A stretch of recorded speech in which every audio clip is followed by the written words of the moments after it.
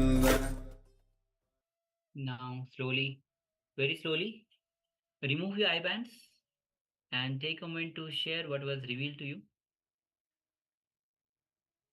You can share as freely as you can because it is Paramashiva who is manifesting through you. It is not your logic or it is not you who is manifesting through you. When you go beyond the logic, when you surrender all the thoughts which are actually unconnected, unclutched, when because all your efforts are connecting the thoughts, making clutching into the thoughts of past experiences and clutching into it. And if the more you tense yourself, the more you clutch to the thoughts. So the power starts manifesting when you start to unclutch from every single thought, and unclutch from even the word unclutch. Then you enter into the space of ultimate restful awareness, the space of oneness, the space of complete completion. It is through that space that power starts manifesting. You have the clear vision from the third eye. Only then you allow Parameshwar to flow through you. So take a moment to share what was revealed to you, what Swamiji told to you. And the moment we start chanting Mahavakya, it is the cosmic code that Swamiji has given to us to connect with him deeply, with intense, deep connection with Bhagwan. We manifest this power. So we already have some sharings.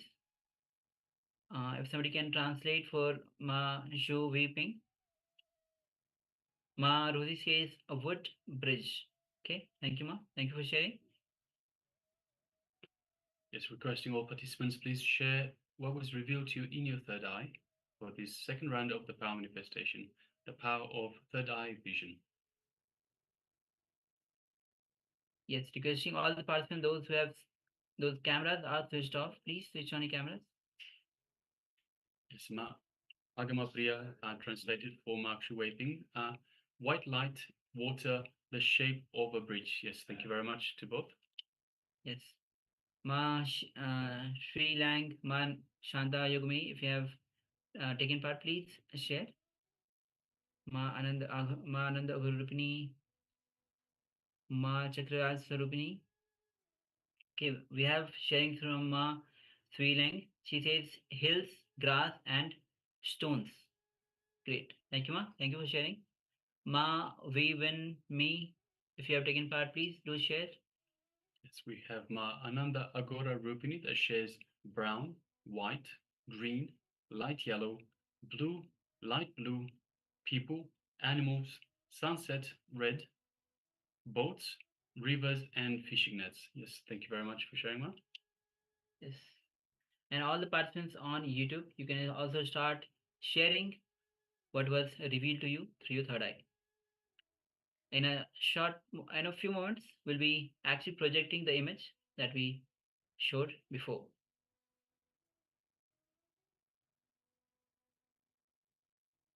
So if you're still in the process of sharing, you can still go ahead and share. Please do share. Shortly, we'll be displaying the image that we displayed for you earlier for the power manifestation. Yes.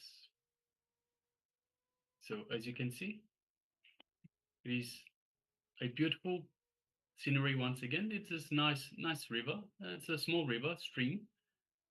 It's in the woods. You can see the trees. You can see the sunlight coming through and reflecting off the stream itself. It looks like it's autumn, so we have a lot of orange, yellow leaves.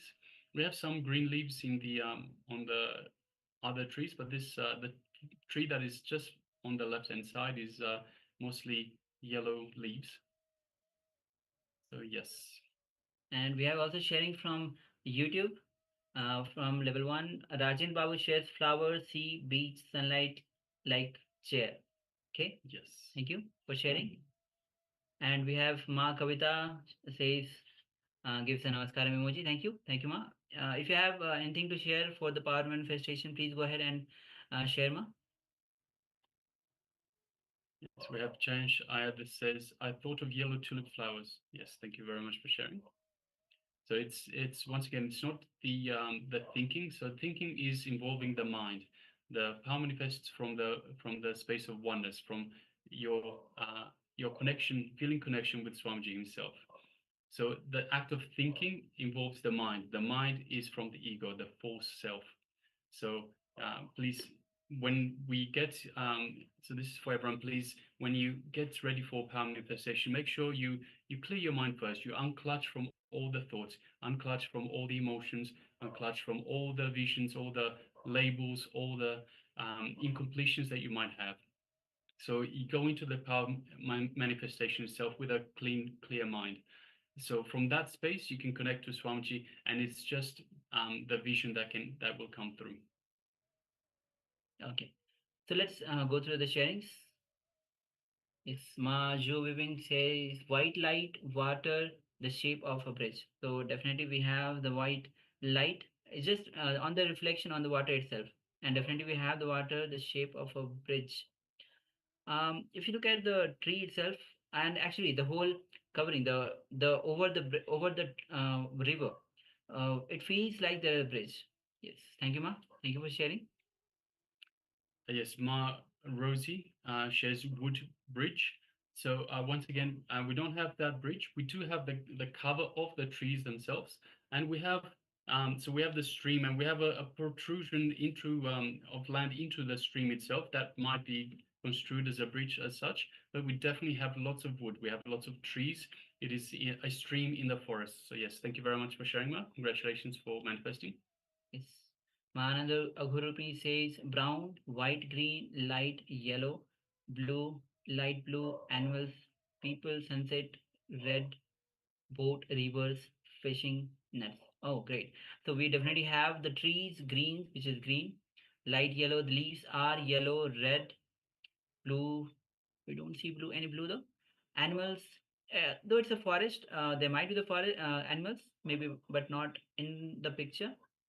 Fishing nets, river, it is a river. Boat, we don't have a boat. Sunset, it kinds of a maybe in the late afternoon of the sun position maybe. Yes. Okay, thank you, Ma. Thank you for sharing. Yes, just scrolling further down. Yes. So Chayan Shaya, you're asking about help with moving your Atmalinga. So Aya, if you've been initiated in the power manifestation, the power of the third eye, it is something that you need to work on. So you have to have a look inside and have a look what is stopping you from moving that Atmalinga. So there will be some incompletion that you have inside. Once you identify the incompletion that you have inside, you can complete with that incompletion, and you'll be able to move. So Yes. have a look inside. This is something that you need to do.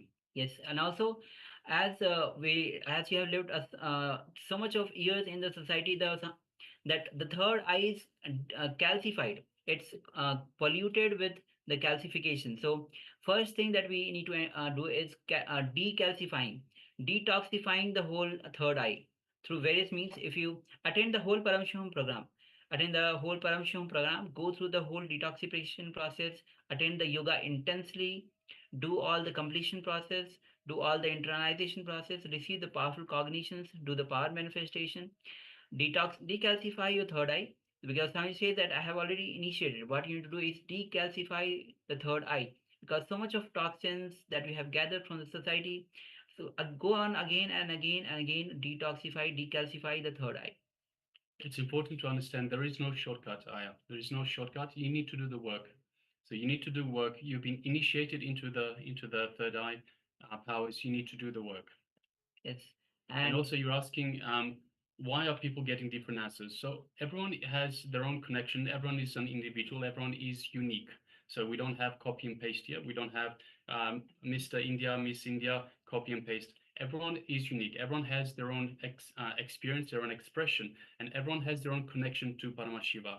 The way the power manifests through them is also unique. So everyone will see and interpret whatever is being shown in different ways. Yes, it says very beautifully that everybody is not equal. Everybody is unique. So it is when you manifest the power, you actually your connection with Swamiji. It is how deeply you connect to Swamiji, and that way you will be able to manifest the power. So again and again, chant Mahavakya, connect deeply with Swamiji. So Jayesh, I suggest, so you've come to last season 2 days as well. Come from the very start of the season and stay for every single day. If you don't come to every single day, especially the first few days, this is where you start building on all the information. You start building on all the power manifestation, how to do things. You need to start and get a good grounding from the very first day. So you need to understand what we are doing, why we're doing. So, for example, detox, as was just mentioned.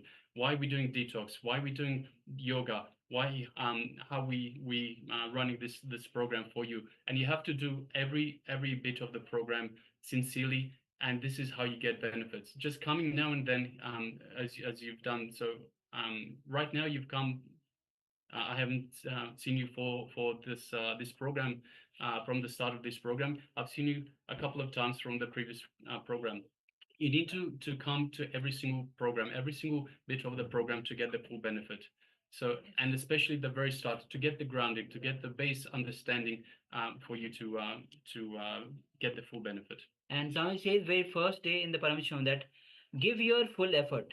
Whatever effort you have, give full effort throughout this Paramashivoham program.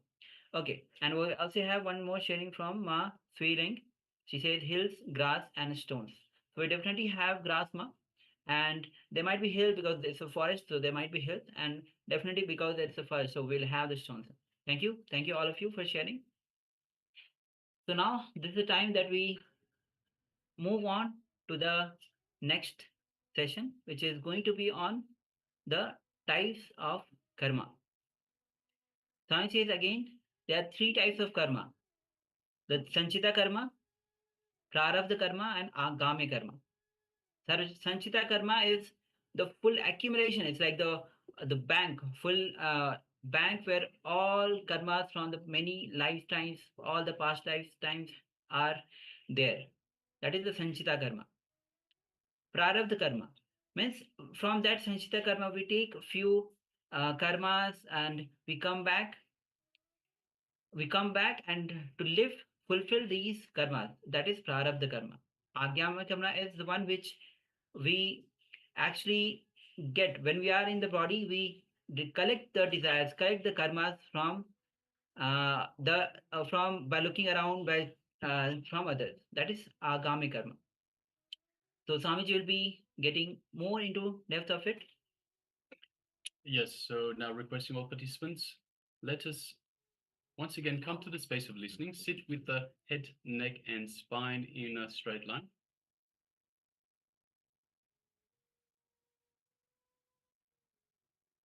And let us hear from the Supreme Pontiff of Hinduism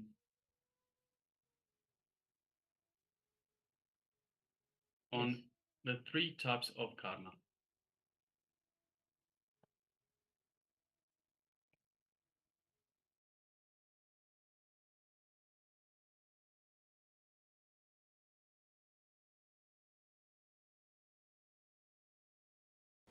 For you guys, you don't have the ability to make this body alive. Either this body is alive or it is dead, that's all. It's not under your control.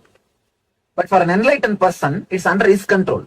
He can either make this body alive or he can relax. Because of that ability, he can make some other body also alive. When he chooses to make a stone or a metal alive, it becomes a representative of his very self. All the deities, the major temple deities, or traditional temples, are all deities energized by enlightened masters. Tiruvannamalai Arunagiri Yogeshwarar, Chidambaram, Patanjali, and Tanjavur, Karuvurar, Tirupati, Kunganavar, Madurai, Meenakshi. Like these enlightened beings are energized those murtis. So it is considered the very body of an enlightened master. So disciples start serving even after he leaves the physical body. that considering that body as its own body, they start serving. They start serving. So that is the reason the deities receive the same respect of an enlightened master.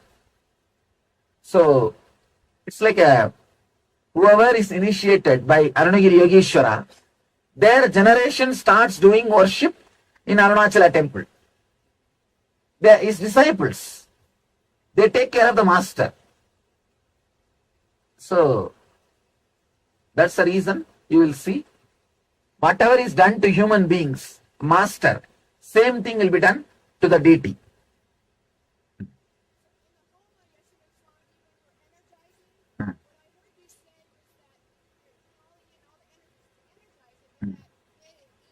Can you give a mic for her?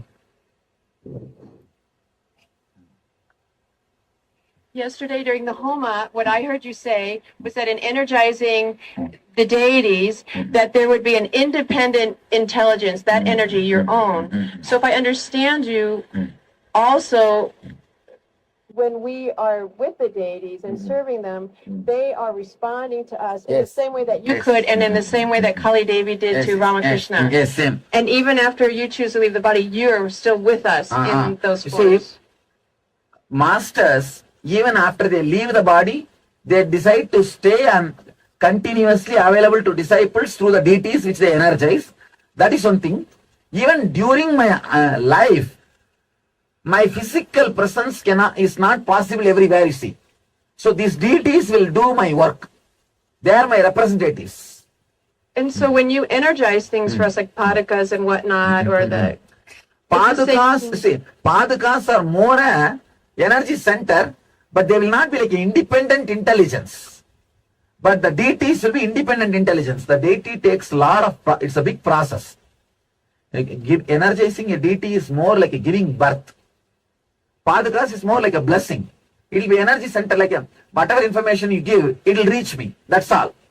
But the deities directly will respond. It will just answer.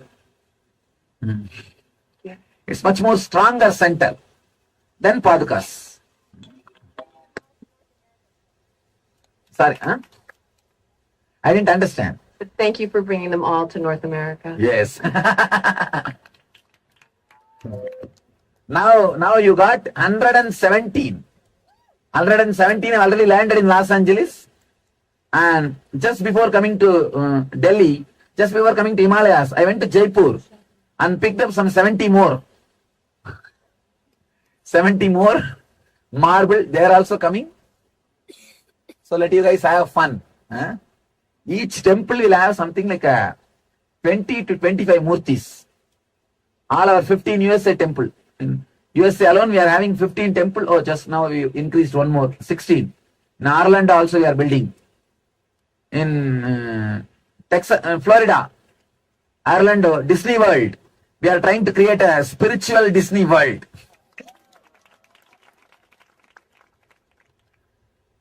Working on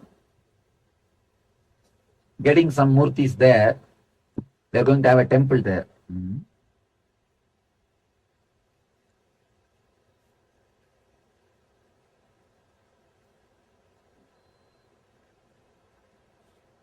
If you see our puja, our ashram routine, you will see morning they will play the song to wake him up. They will give a oil and tooth powder, a small cup of oil for hair and a small cup of tooth powder for brushing. And then after that they will give him a bath and give a fresh cloth, ironed cloth, just like how I wear. Same way.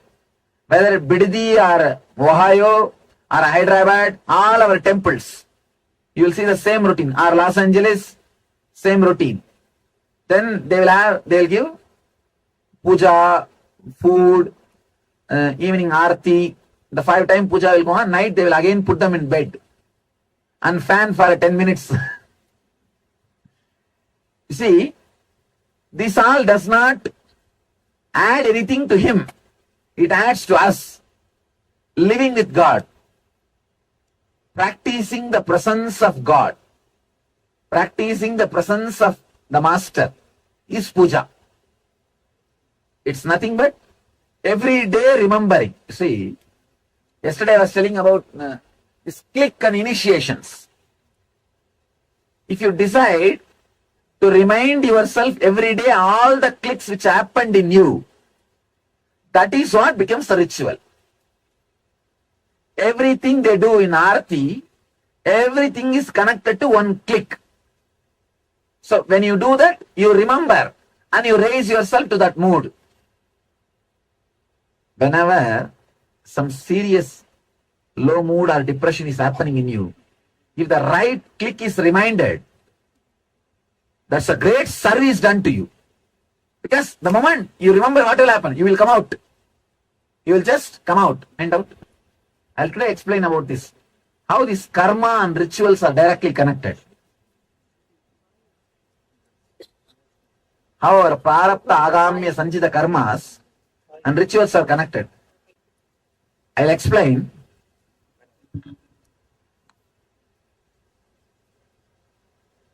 Then we can go and see. I told them today prepare for Aarti. Today morning somebody asked to explain about Aarti and all. I did not see those questions. It means attention need question only. Not truth seeking question. Attention seeking question. I hate these fellows who come and talk to me for attention need. If they talk to me to know the truth, I will always answer. But I can very clearly make out in body language whether this fellow is around me for seeking the real truth or seeking the attention. If they are attention seekers, I'll say, just go out. Put it in writing and give, I'll answer. Okay, then tomorrow morning I'll explain with a drawing about the prarabdha, sanchita, agamya and this, how the rituals directly eliminate those karmas, those samskaras, engraved memories and help you to come out of it. Rituals are very powerful tools, powerful techniques. Because it takes time and energy, these fools doesn't want to do, and they think they can achieve everything without doing anything. Many people ask me, you are enlightened, why should you do rituals? I tell them, because I am enlightened only, I am teaching rituals. No ritual is needed for enlightenment. Let me tell you a small story. One fellow went to the hotel, started eating, and he ate 8 idlis. 9th idli, his hunger got settled. Then server came and gave the bill for 9 idlis. This fellow said, no, I will pay only for 1 idli, 9th idli, which put my hunger off, with which I got my hunger settled. And first 8 idlis did not do the job. Only 9th idli did the job of quenching my hunger. So I will pay only for that idli. How it will be? Same way only people who reject rituals are rejecting the first 8 idlis. The 9th idli work because of first 8 idlis. So your meditation will work because of all these rituals, not by rejecting all these preliminary things. If you reject all these preliminary things, you think that directly you can eat 9th idli. It will never happen. Whoever is thinking directly they can eat 9th idli, they will be just sitting and eating the first idli and starving. Maybe they will think that, oh, I think this much only is the life. That is why the so-called Vedantis, so-called meditators, all the fellows will be depressed. Long face. Really. Long face. As if just now they had constipation. Ramakrishna says beautifully, as long as you think you have a body, you will be able to relate only with some body to the cosmic energy. Only when you lose your body consciousness, you can see divine also formless. Till then you need some form and some reminding rituals. See, earlier, first, my 3 years of mission, from 2003 to 2006, I never gave in ritual along with our meditation. till 2006, only meditation. Only in 2006 I added the Guru Puja into Nitya Dhyan. Now, see, 2003, 4, 5, 3 years, if I have taught meditation to 500,000 people, only 20 to 30% people continued doing after 3 months also. Within 3 months, other 70%, that's all. Forget about it. Now, after I added the Guru Puja into Nitya Dhyan, now it became a ritual. More than 80% who take initiation follow now. I did a statistics study, did a survey. Now, anybody who gets initiated, more than 80% of the people follow the Nitya Dhyan. Because it became a ritual. You have to do. You have to do. So I think it is good to have a little ritual, even along with meditation, so that the regular habit of sitting and doing, the sadhana, regular sadhana will be there. Otherwise, these fellows don't do regularly. Today my mother-in-law is here. Tomorrow my father-in-law is here. My sister-in-law is here. Too much work. And after 2 days, they all have gone. I am just enjoying having my vacation. I don't want to do today. If I am happy today, I am happy. Why meditation? If I am depressed, today I am depressed. How can I meditate? These guys find some logic. But if it is ritual, you can't find any logic. It has to be done.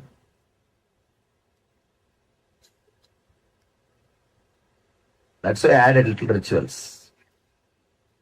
Alright, then no other question?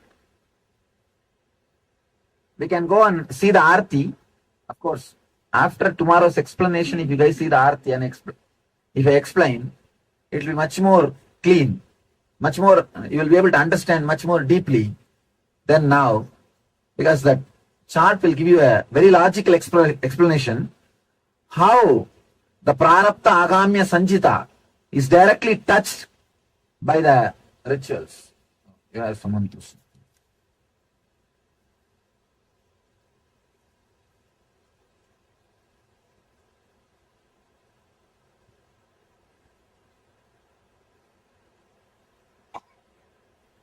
சுவாமி, இன்று நான் யமுனோத்திரிக்கு கால்நடையாக நடக்க முடியாத காரணத்தால் பல்லக்கில் சென்றேன்.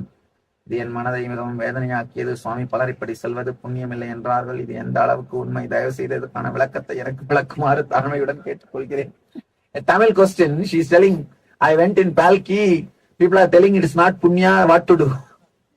Alright, it's not punya, if you have gone by walk, you wouldn't have come back, what to do? You got little punya, that's all. At least you had darshan, what else can be done? But this trip is not done for punya's sake, it is done for just to enjoy the Himalayas. Being in the energy field. See how we assume body and how we go through the Janma Marana Chakra and how these initiations and rituals can liberate us, take us out of that cycle which we are doing. All of you are able to see now? Understand?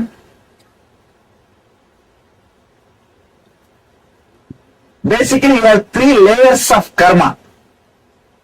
Agamya, Prarabdha, Sanjita.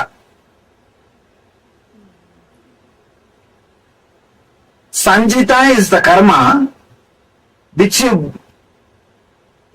is like a bank, reserve bank. Whatever you did in your life,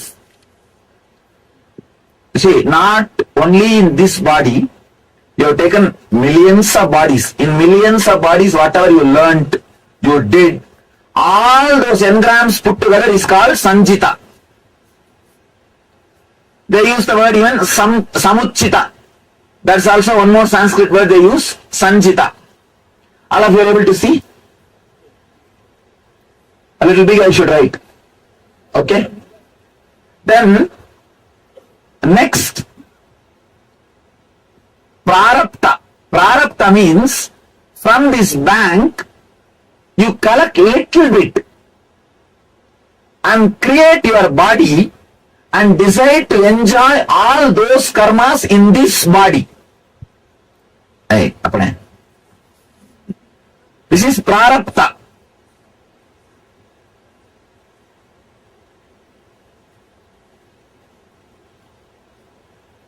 Understand? This is bank. Like all your past collection. That's huge account. You don't know when that will disappear or anything. And bank means don't think some collection saving. It's a debt actually, credit. Credit only. You have to finish them out. This is the prarabdha. Prarabdha is the little bit which you brought to enjoy or exhaust through this body. And the third karma, this is the worst thing. Agamya, after coming down, you start collecting. That is the worst thing. Agamya.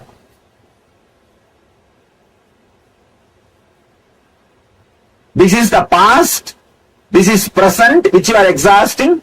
This you are collecting for your future, adding to the Sanjita. Now, any fellow who lands on the planet Earth to exhaust, for example, here you have 1,000 karma. I'm just giving an example. When you take your body, when you assume your body, you take only something like a 10 karma. Let me finish this 10. And you come down. After coming down, you start collecting 200 karma. By the time you go back, what will happen? Your bank balances increased by 1,210. Neither you exhausted this 10 and you collected 200 more. What will happen next time next time you take the body? 1,210. Then again you take 10 and come down and collect some more. This becomes a vicious circle. This is what we call Janana Marana Chakra. Continuously taking more and more and more bodies and dying, body, dying, body, dying. Now,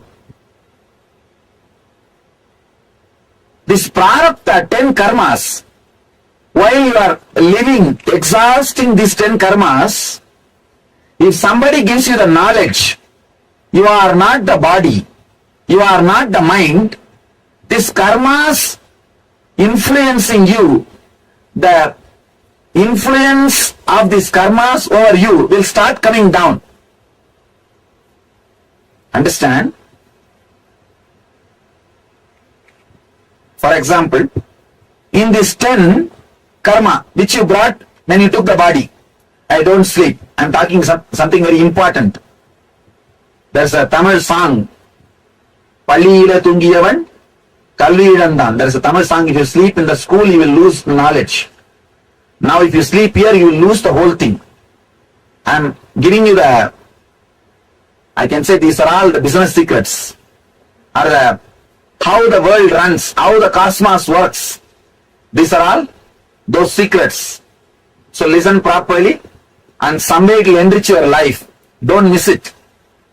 And very rare you will get somebody who will explain such a logical way where you can relate with the whole thing. So don't miss.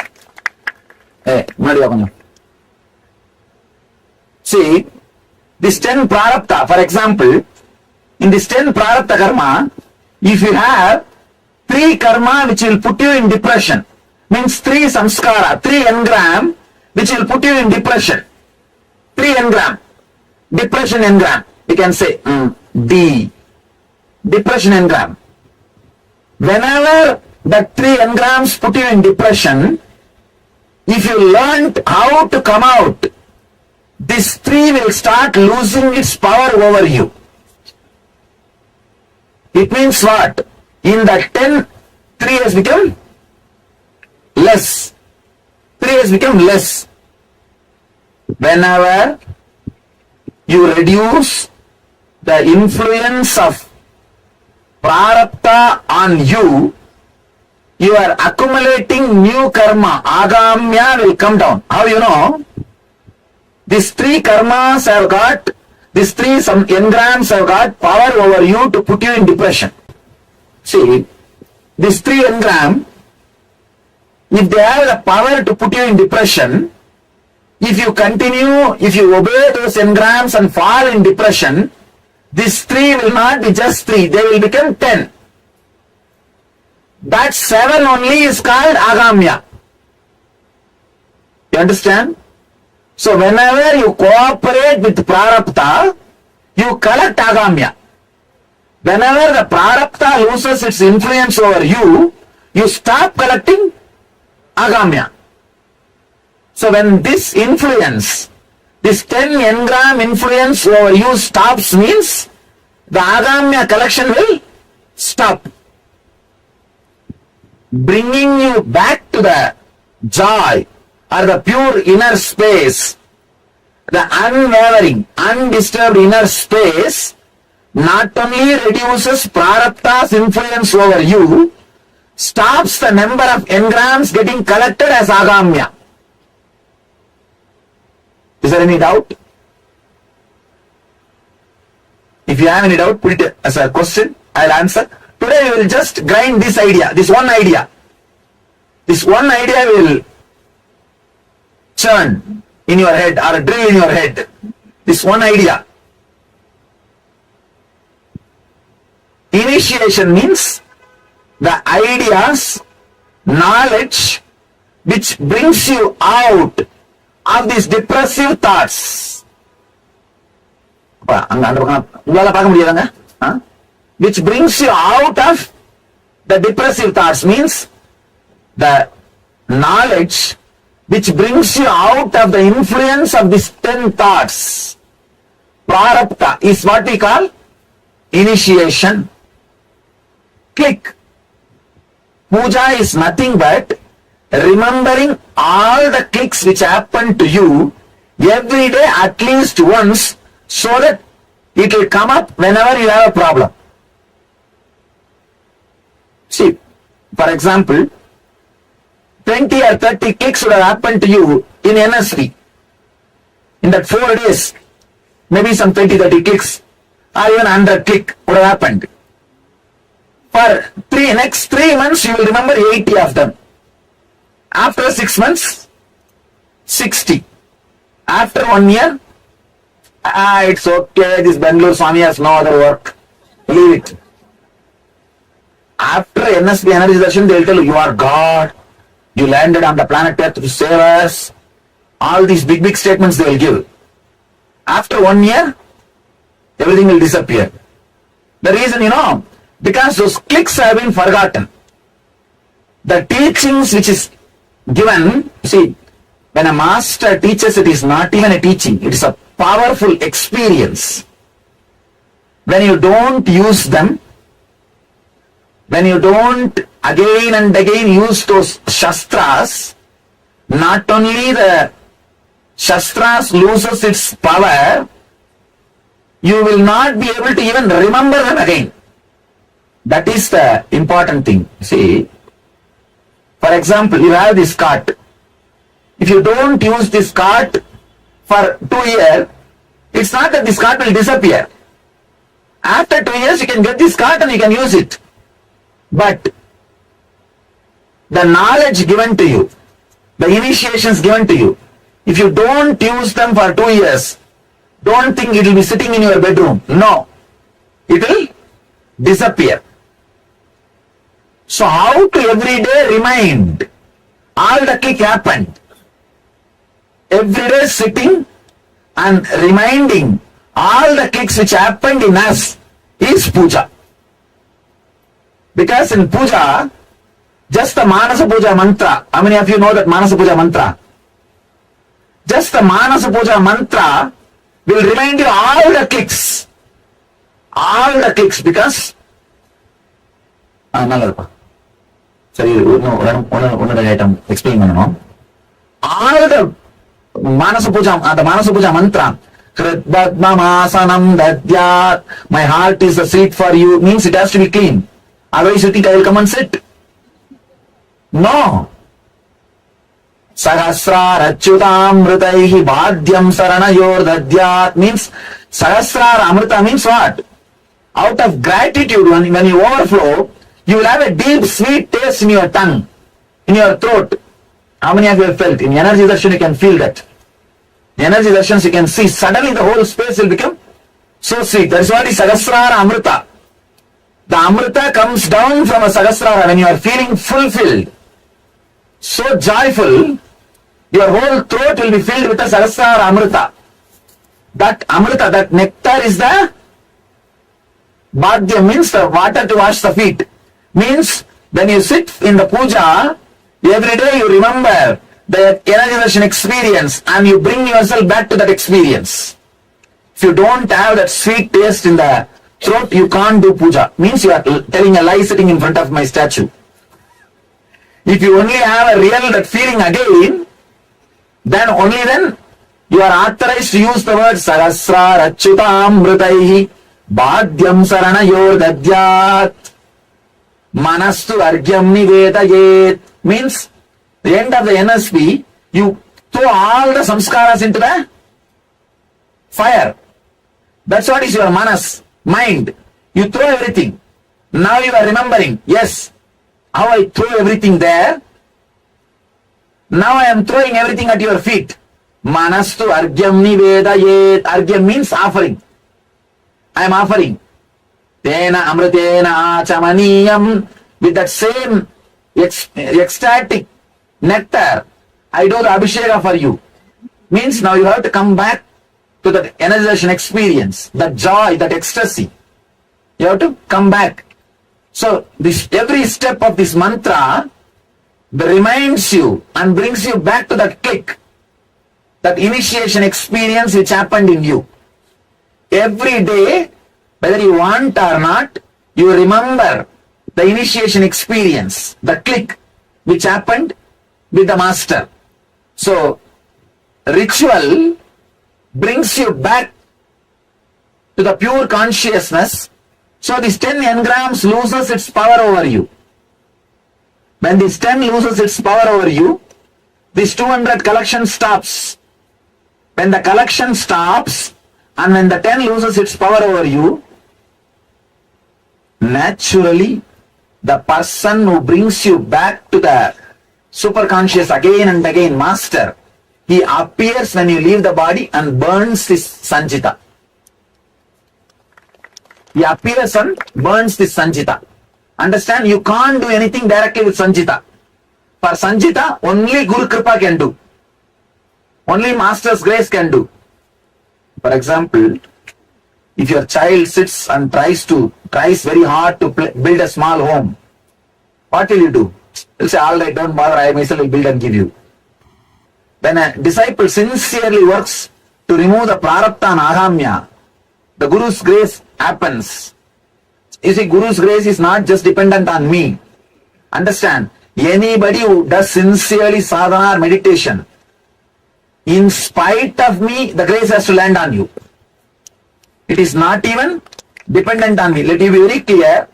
It is just dependent on your receptivity, not on me. I am like a ocean, constantly available. Whoever comes with whatever size vessel you carry. If you come with a small coconut shell, you will carry that much like your head. Or if you come with a little bigger vessel, you will carry in that. If you come with a little big container, you will carry in that. If you are intelligent, you will build a canal. You will build a canal. That's all is the whole thing. Okay. Initiation. Puja means reminding every day yourself all the initiation, great experiences happened with the master and bringing you back to that same high consciousness, same high spirit. Means now you are ready for next 24 hours drama, circus. Next 24 hours now you have energy. You have energy. That is the reason for puja. Altitude raises, two things will happen. If you are a joyful guy, your joy will increase. If you are continuously irritable or continuously irritated, the irritational behavior will rise. That's why I take care. And one more thing, if you are feeling irritated, don't express, because that will become a strong engram. After going down, you will be shouting already and you will be biting everybody. Your family people will tell what kind of Himalaya trip this guy went, and this Swami, what he is teaching, they will blame me. That's a big problem. His family fellows, if they see the husband or wife very happy after coming to me, for that also they will have a problem. They will have so much of jealousy. This fellow is so happy, independent of me. If you are happy, independent of him or her, that is a big crime. That also will be a problem. If you are not happy, irritated, angry, then again they will blame me. What kind of meditation is teaching you? Nothing is happening, you are only shouting again. So both the case, I will be, what to do, all right. At least you don't get irritated, don't create samskaras. So you will have more peace and bliss. Okay, let's gather for the Shivaratri. Meditate on this light, intense light, which makes you feel very pleasant in the body, and that heat which is very pleasant. And I tell you, when you meditate on this light and this heat pleasant, you just lose sleep on that Shivaratri night. You become awake. That is what is the real context of not sleeping on that night.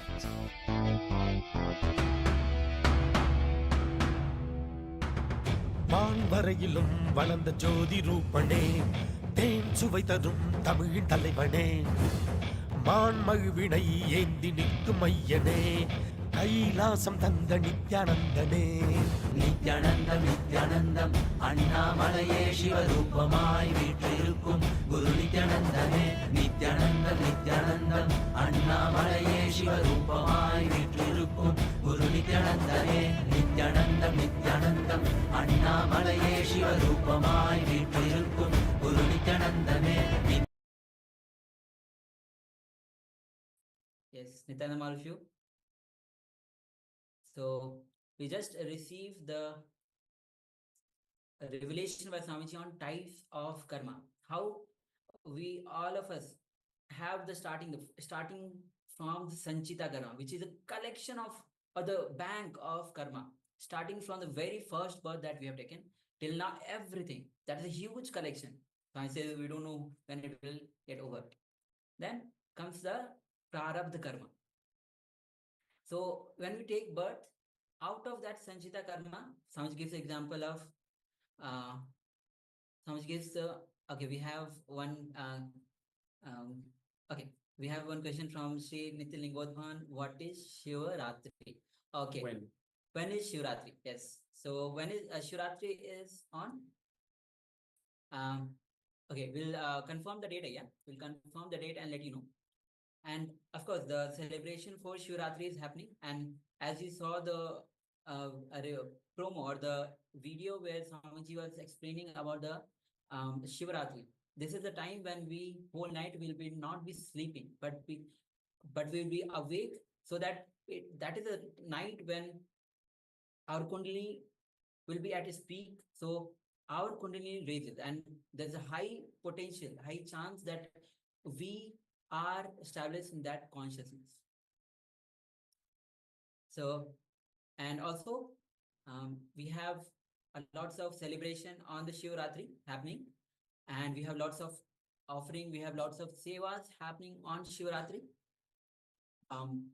And there's a huge celebration that's going to happen. People are participating in the Shivaratri.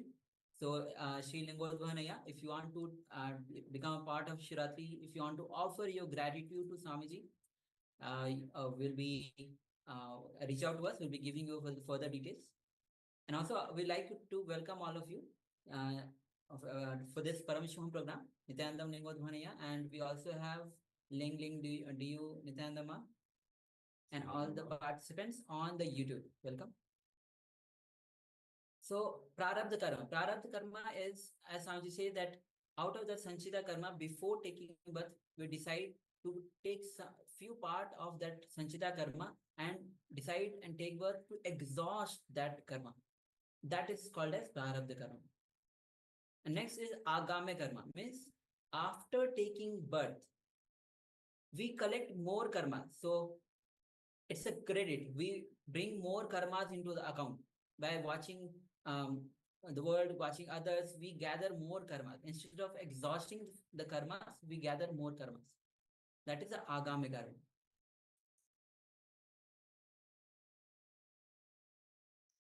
All right, so then now let us move into the internalization exercise for the different types of karma. So karma gives you a guides you to live a blissful life. So completion is celebrating your life happening as it is now, from the context of why you aspired for the life that you have now, and your aspirations getting further matured. So as an example, a worker always aspires to be a businessman so that he feels his life will be in his freedom. So he can work whenever he wants and he can relax whenever he wants. So with that context, he aspires to be a businessman. But the moment he sits, he becomes a businessman. The moment he sits as a businessman, he forgets the context why he wanted to be a businessman in the first place.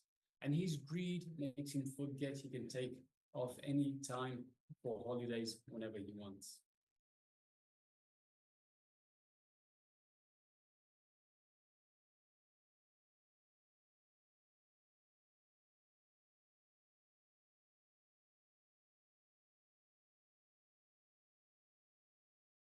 Yes. So understanding, remembering the context of why you wanted, what you are having now leads to completion. In every situation, whenever you perceive life is denying you what you want, don't give up. Look in. What is being denied? Look into your perception. It will become reality. Contemplate and cognize. Are you celebrating your life happening as it is now? So this is as we in the beginning we mentioned karma guides you to live a blissful life. So look into yourself and are you celebrating your life happening as it is now? So recollect what was the context from which you aspired for what you are having now, and whether it is good or bad. For example, many times we aspire for suffering because it makes us feel so much is happening to us. Yes, many times actually you feel that why somebody will aspire for suffering, but unwantedly many people actually look for the suffering because it gives a feeling like yes, something is happening in their life. So this is time when we start contemplating and cognizing. Are we celebrating our life as it is happening now? Recollect from what context from which you aspired for what you are having now, whether it is good or bad. So let's take a few minutes. You can have the pen and paper, write down what is with this internalization exercise as we enter, and let's begin.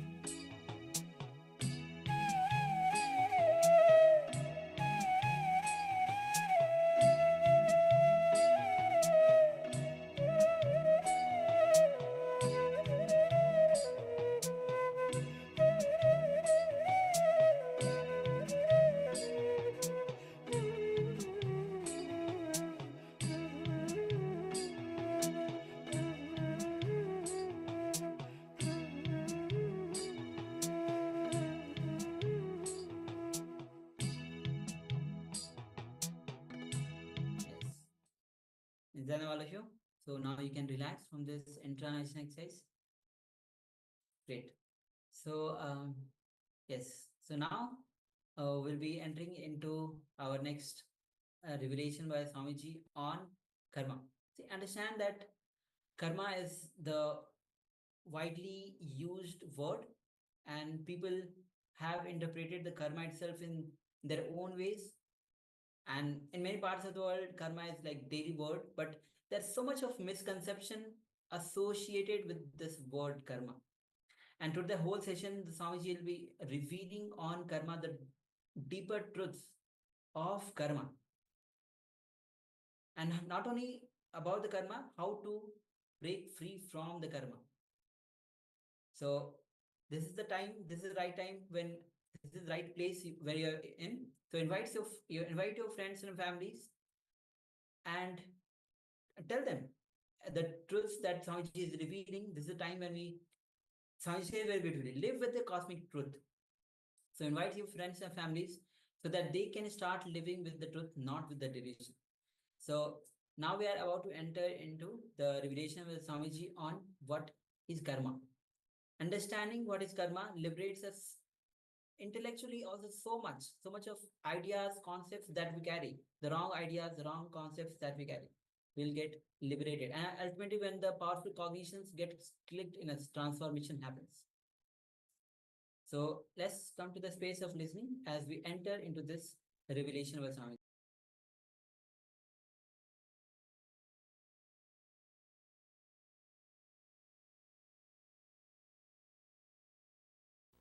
The blueprint which we carry inside us is responsible for our whole life. That is what I call engraved memories. Very loosely we call karma, but I don't want to use that word because that word is loaded with too many meanings. Especially in the West also now that word has become popular. Everybody started using the word, let me make little good karma. Let me make some good karma.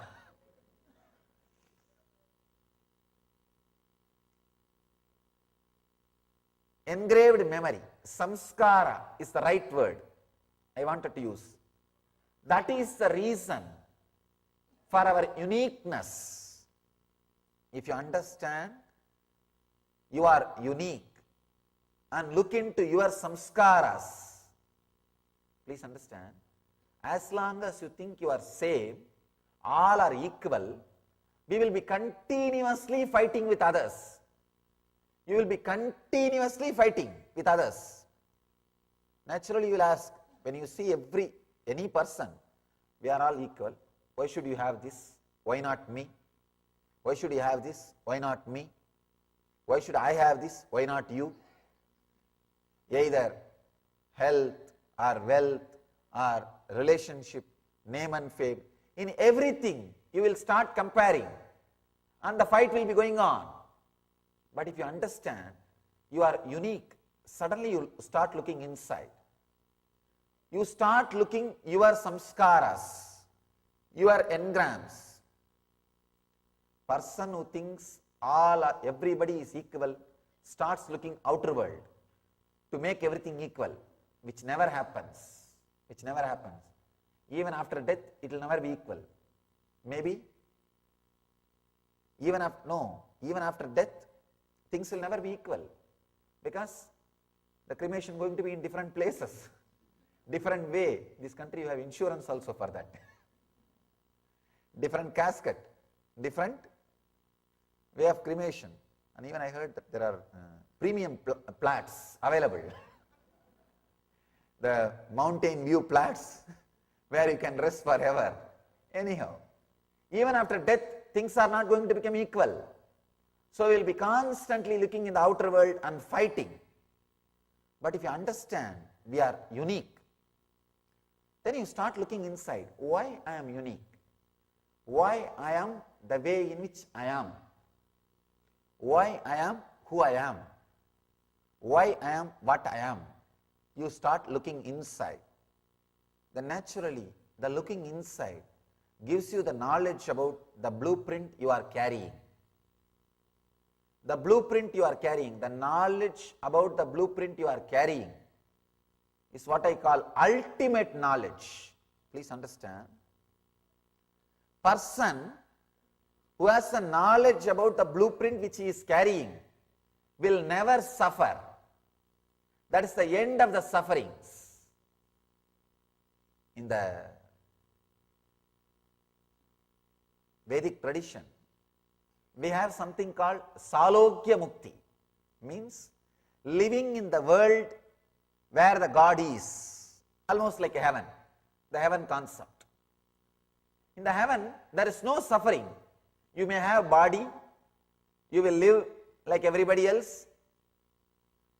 And there are so many descriptions. I don't know which description is true. So each civilization has its own description. The civilizations which lives in a very cold weather, they visualize their heaven as a hot place, warm place. The civilizations which lives in the hot place, they visualize their heaven as a very cool place. So each one has their own visualization. I can say it must be air controlled. For a person who is from a hot country, it is cool weather.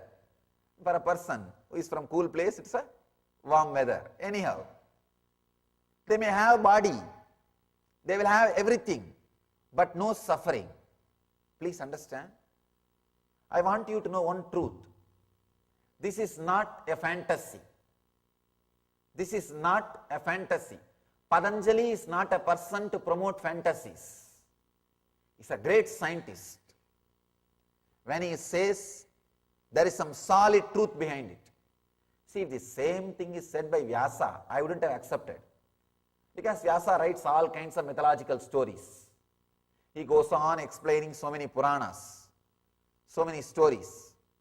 The same thing is said by Vyasa.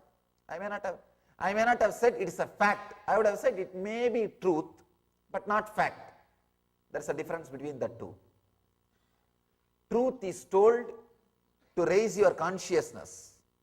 It may not be reality now, but if you connect with it, you will be raised. But fact is fact, factual. With Vyasa, sometimes the truth and fact differ. But with Patanjali, he is very logical. The truth and fact is one and the same. He says, a person who has a knowledge about the samskaras, engraved memories, who can look inside, lives without any suffering. Please understand, he is using a beautiful word.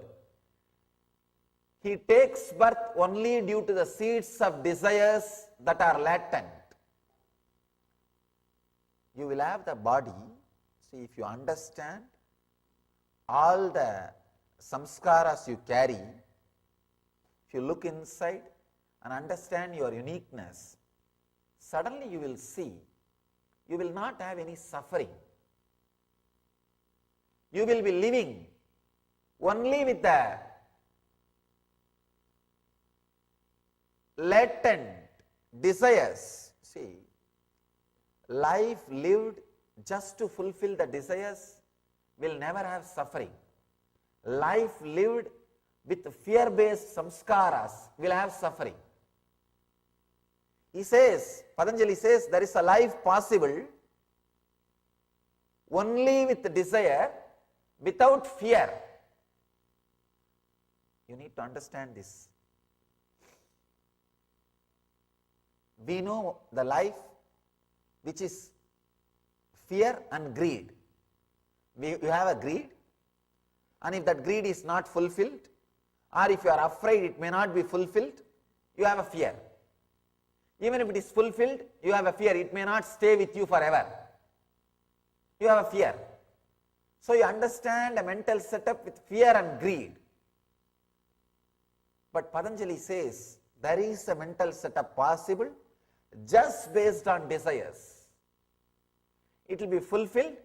If it is not fulfilled, you know it is going to be fulfilled, so you will be waiting. That's all.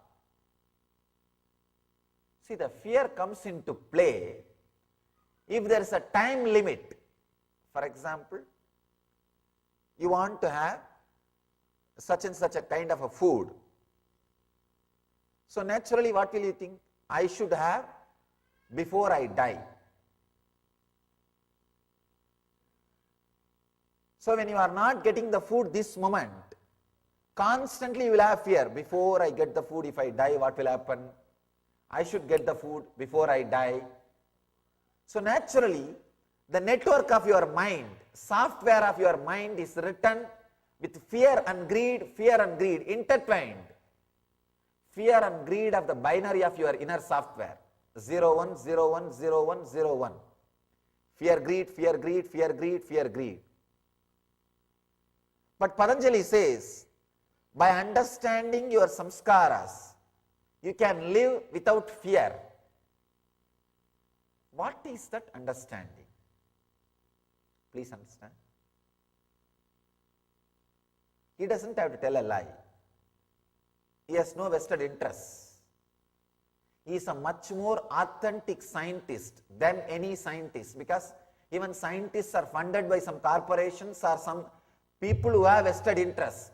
So their research findings has to either completely turn or bend slightly towards the people who are funding their interests. But here is Patanjali. That is the beauty of our Vedic tradition. The people who are doing research and development in the Vedic, in the inner science, they say no funding. We will live a simple life, the utter simple life. 9 years I lived that life. 9 years I lived begging and eating, sleeping under the trees, going to different temples and monasteries and meditating. I won't even stay in the same monastery or same temple or same village, because the person who start giving me food, now I will be bound by that person. So the tradition says you can't eat in the same house more than 3 days. If you eat more than 3 days, your research and development may be corrupted based on the person who gives you the food. And in the Eastern tradition we care so much, and very logical. They care so much about from whom you eat, who takes care of your day-to-day needs. It's very carefully analyzed, and that plays a very major role. I want you to know an incident, very beautiful incident.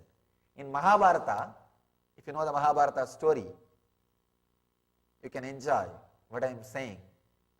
In Mahabharata, there was a great, wonderful character, Bhishma. I can never think Mahabharata can be imagination, because such a powerful depiction of the characters. No brain can be so evolved to create that kind of fantasies. No brain can be that evolved to create that kind of fantasies. So it must be factual. Astras on him, on Bhishma, and he is just lying in the war field, but Bhishma has a power. He has one kind of a power. He has a boon. He will leave the body when he wants. Ichcha mrityu. His body can be diseased. He can have disease. He can be inflicted with pain, but he cannot be killed unless he himself wants. He can hang on to the body.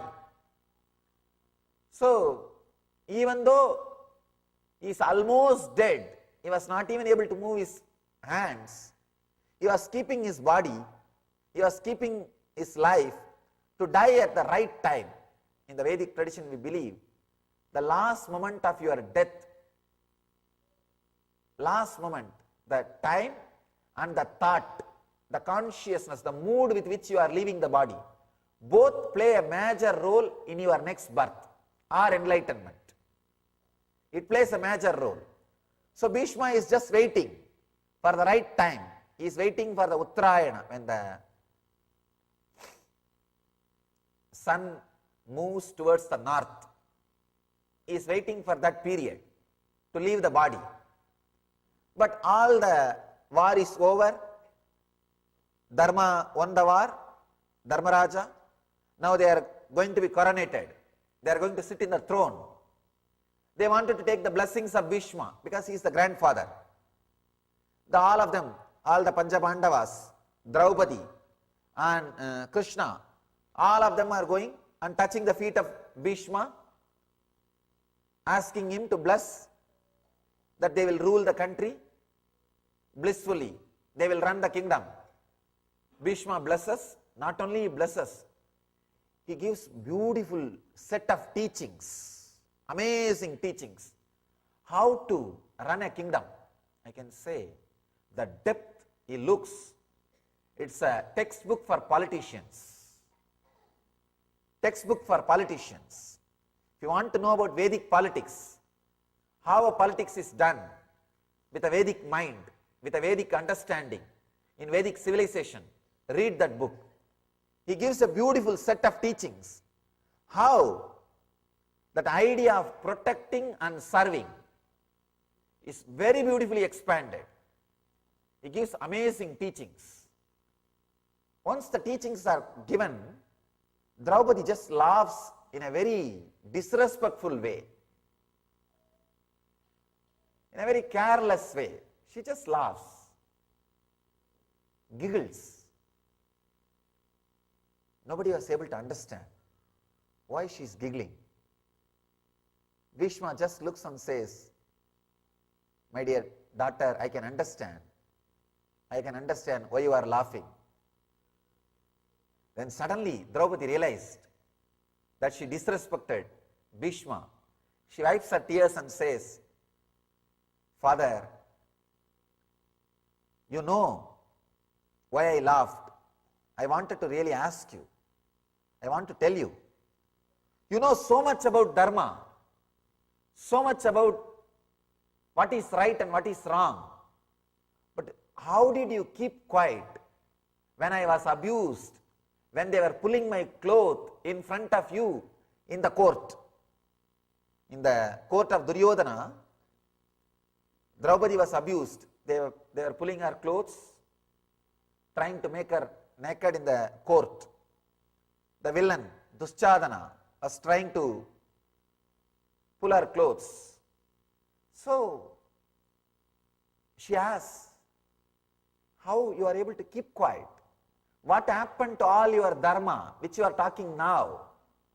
Why you did not speak all these things at that moment? Why you kept quiet?" Beautifully Bhishma answers, "It's a truth. Please understand, even though my bone structure is made out of dharma, my flesh and blood was given by the food which was given by Duryodhana. So his food, I became dull. I forgot the dharma. My brain did not recover the memories of dharma because of his food. Maybe my body is made out of dharma, but the food he gave, I ate his food for many years, number of years. So because of that food, my thinking also became like him." Actually, if you look inside, sometime you can see in your own life.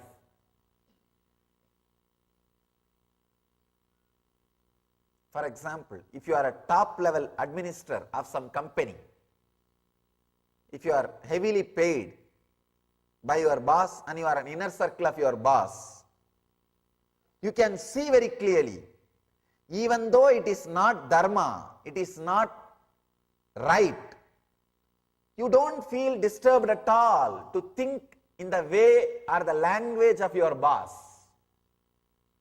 You suddenly know, you know very clearly it is not right, but you just beautifully think. You don't feel guilt at all. You can see in your own life. The person who plays so much in your consciousness, on your consciousness, many times you forget the logic. You forget the logic. Many times you don't even remember what you did. What you did, what you are doing. Please understand. Look inside. Look inside. What Bhishma says, you can see as your own experience. If you are top circle, of your boss, you can see very clearly because he pays. And the problem is you don't even think it is wrong. Even though you know it is wrong, you don't even take time to create guilt, analyze it, and create at least your own justification. Even that much you don't wait. Even that much we will not be aware. Many times it happens. So, Bhishma says, the food which he gave was running in my system. So, my consciousness was not even that much clear or aware to create a clear understanding which is right, which is wrong. But now, because of Arjuna's arrows, all that blood has left my system. Now I am drained of the blood given by Duryodhana, the food which went inside my system and became my flesh. Everything has left my system. Now I am myself. That is why I am telling you the truth. I am giving you the law, how to run a country, how to run a whole system. I can say that law book which Bhishma gives is directly based on the law of the cosmos, law of the whole cosmos. I can say Bhishma gave his constitution to run a country based on the constitution of the cosmos. Just from that very own understanding, he created the constitution. It's an amazing constitution. I had chance to go through. Clearly defines not only do's and don'ts, the mental thinking, the setup, thinking setup from which the do's and don'ts arise. See, if you are just taught do's and don'ts, vidhi nisheda, in Sanskrit we call vidhi nisheda, do's and don'ts, naturally what will you do? Oh, it's a law enforced on me. When I don't see the cop, I can press the gas. That's all. When I see the cop, I have to press the brake. That's what we understand. You see, by law, we are taught how to technically escape from the law. Most of the time, any word, it only takes us little time, that's all. A person who takes little time and thinks technically and finds a way to this side and that side, some holes, is called citizen. Person who doesn't take that much of time or intelligence, straight away lives as he wants, is a criminal, that's all. Otherwise, usually, when it is told just as a law, we always have a problem in following. But Bhishma, amazing intelligence, he gives you the mental setup from which the do's and don'ts arise. We call it sutra. He gives the sutra. So anybody who internalizes, he knows the do's and don'ts. And he will not have any problem living it. He doesn't need law enforcement department. Maybe with minimum law enforcement department, that system can be run just with a supervising, not enforcing, just supervising. Maybe I can call the Bhishma system is law supervising department. Creates such a strong system. He says, now all that old blood has left me. I am new. That is why the dharma comes out. So be very clear. Be aware from whom you are getting your food, with whom you are sharing your life, under whom you are living. If you look inside and understand the samskara, the mental setup, Patanjali says you can live just with desire without fear. What can be that mental setup? What can be that secret?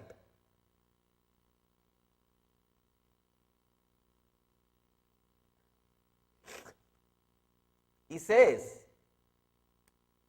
the person who understood that secret, in the last few sutras, he very beautifully describes the 18th sutra. He says, Virama pratyaya abhyasa purva samskara seshonyaha. He says, in this samadhi, which is attained by the constant practice of cessation of all mental activity, the chitta, mind, retains only the engrams which does not create any disturbance in your inner space. See, Patanjali says, you can live with your regular life with engrams which does not disturb your inner space without any fear. I can say Patanjali is the only hope for the whole humanity. Buddha cannot be hope for the whole humanity, because as far as his teaching goes, the only sannyas is possible. Sannyas is the only path. That is why thousands and thousands of people have become swamis, sannyasis. Then who will run the country? I can say at least 100 kings of Buddha's time, they became swamis. And all those countries were left. Maybe some minister would have become king and whatever it is, but brain drain has happened. Such an intelligent people, all have left their positions of running the system. Brain drain has happened. So Buddha may not be suitable for all the civilizations, for the whole humanity, because he says, renounce, that is the only path. But here is Patanjali, he is not saying renounce, no. He says it is possible to live with samskaras, with engrams, without fear, without disturbance. How can that be? How can that be? What kind of mental setup we need? What is the secret? He says very beautifully, when body-mind identification is overcome,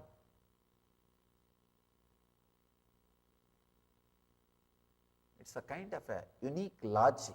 Please understand.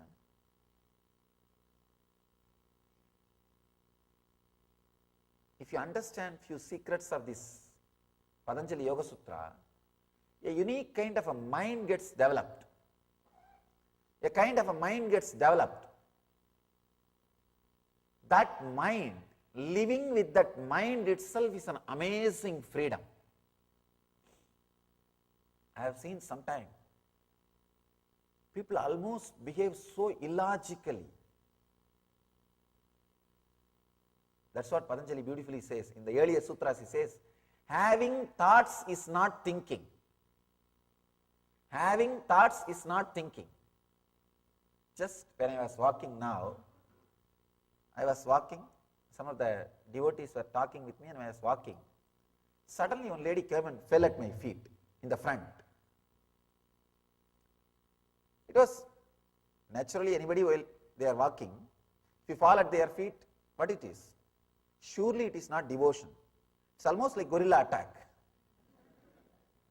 And I asked her, and she is not getting up, that is another one thing. It's getting delayed, I have to come for the discourse. And people are all waiting here. She is not moving. And finally 2-3 disciples have to lift her. And I asked her, Ma, do you think it is a devotion? Why don't you understand? She says, yeah, for me it is devotion only.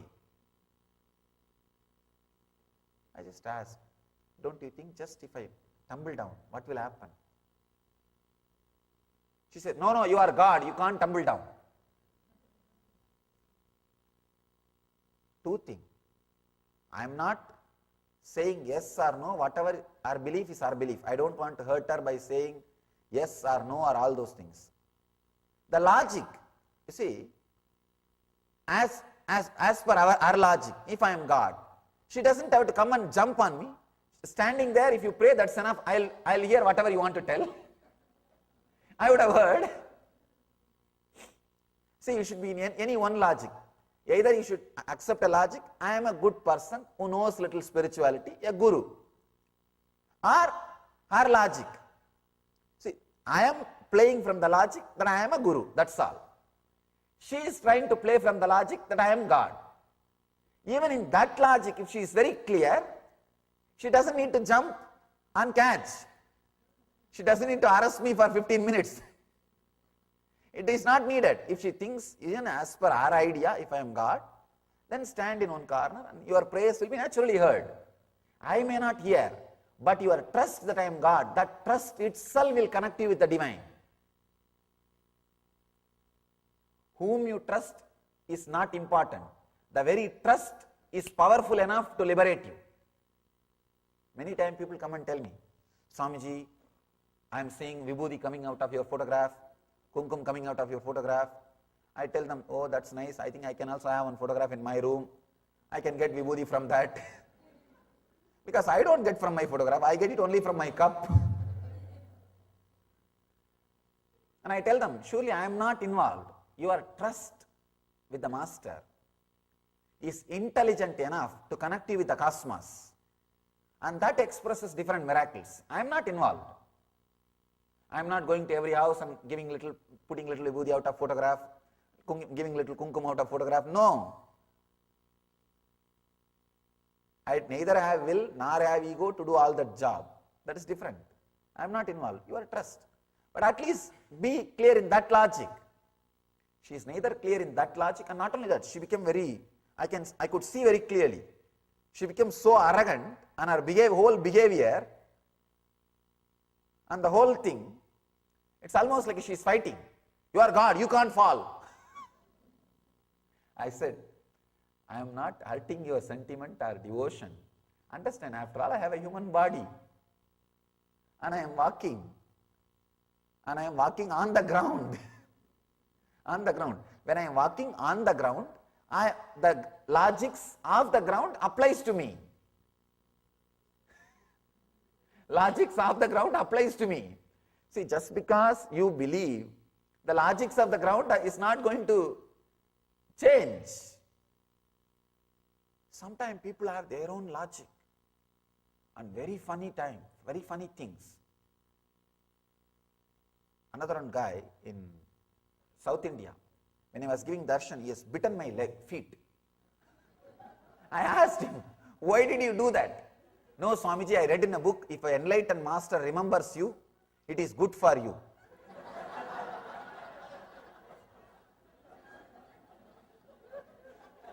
So he wants me to remember him continuously.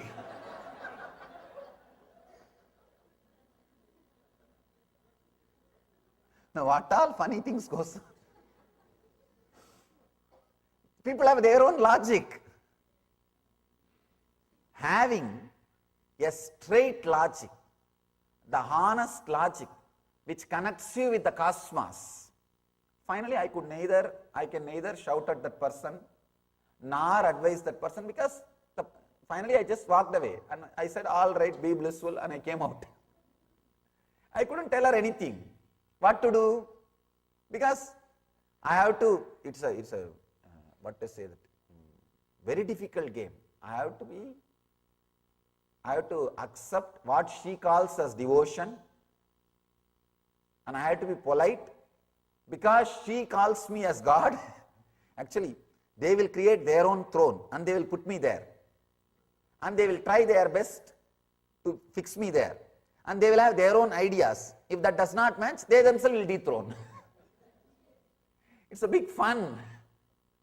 It is a big fun, big responsibility. So I can neither tell her nor, see, if I keep quiet, if I don't tell, they will not stop doing the same thing, and she will not even get up. So it's a very big problem. When you don't have the clear logic, constantly you create trouble for you and for others, again and again. That is a big problem. Because when the mental setup does not change, you don't understand what you do is wrong. I don't think even now that person understood what she did is wrong. She did not understand. And finally I said, all right, I didn't have time because people are waiting here. when all the devotees are waiting with their lamp. So I said, all right, let me go to the class session. Their own logic. When the mental setup does not change, same thing will happen again and again and again. When you look inside the samskaras, suddenly the mental setup changes. When you look into your blueprint, looking in is powerful melting mechanism. It just melts all the samskaras. You will not do the same thing again and again. I have a story. A guy went into a barber shop and said, I want my haircut so that it is all different lengths, round from front and back. There is a strange spiky bit on top and bald patches here, here, here. Barber says, I don't think I can do that. It's weird. This guy says, why not? You did last time I was here.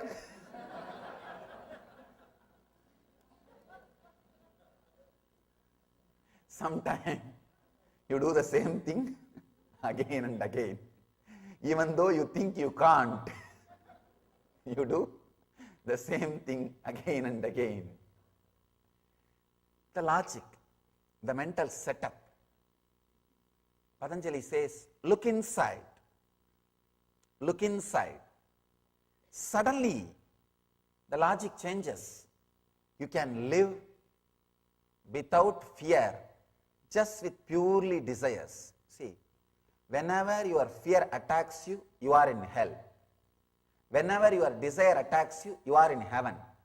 When you are not attacked by anything, you are enlightened. Here Patanjali talks about how to live in heaven. In the next few sutras, he is going to talk about how to live enlightened. He is talking about how to live in heaven. You may think, I don't want to go to heaven, I want to go to enlightenment directly. It is possible. I am not saying it is not possible. But some people may want to live in heaven. You see, when I say heaven, I don't mean you will be shifted to some place and you will be put there. All those Ramba, Urvasi, Menaka and all will be there. And you will have your court. Not that heaven. You will be living with heavenly pleasures. Heaven is not geographical, it is psychological. Heaven and hell are not geographical, it is psychological. If you are constantly attacked by fears, you are living in hell. If you are constantly overflowing with desires, it means you are in heaven. You are living in heaven. Understand? You will constantly overflow with desires only if your earlier desires are getting fulfilled and you have a courage to have desires. Courage to have desires only can create more and more desires. Here, Patanjali gives you the technique. Courage to have desires and courage to live with desires. He is teaching us the technique to live happy life, not blissful life, happy life. Understand? Sometimes people want to have happy life. Patanjali attends the problems of all human beings. Some people want ultimate happiness. Some people think even this normal happiness, nothing wrong. It is okay. He is here to give what we call normal happiness. Only one thing. Even the idea of normal happiness, if you learn it from great master like Patanjali, it will beautifully lead you to enlightenment. Be very clear, even the idea of normal life, happy life, if you get it from an enlightened person, it will lead you to enlightenment. If you get that same idea of normal life, happy life, from a wrong source, it may not lead you, it may not permanently make you live happily, and it may not lead you to ultimate happiness. Many times, I have read many of these books on positive thinking, stop worrying, start living, many of these books. After reading, there's one more, see, till you read that book, you have 10 worries. Now after reading that book, you have 11th worry, how to stop worrying. All impossible things are taught in the name of happy life. If you want to become a bestseller, I can give you just 3 tips. Write the things which will never become, which was never practiced by you. Second, talk about the problem in a very big way.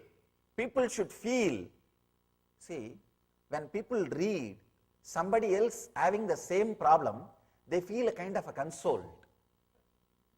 Nobody wants solution. Only people want consolation. When they read, when you are describing the same problem which they are going through in an elaborate way, they feel a kind of a sympathy. You become bestseller. They love you. They know they are not alone. They know they are not alone. And the third idea, never give solution even if you know. These 3, how to become a bestseller, author. Very easy. Understand, how to live happy life, even that, let you understand, listen from a great master like Patanjali, who is living blissful life. He himself is not living heaven. He himself is not happy, living happily. He is living blissfully, beyond joy and suffering. But learn from him how to be in joy, so that that joy leads to bliss. Learn things from right person. Accept things from right place. I have a story for you. A boy visited his grandmother with his friend. While the boy was talking to his granny in the kitchen, his friend was eating peanuts from a bowl on the living room table. When it was time to go, the friend called out, "Thanks for the peanuts, Granny." Granny said, "That is okay. Since I lost my dentures, I can only suck the chocolate off them."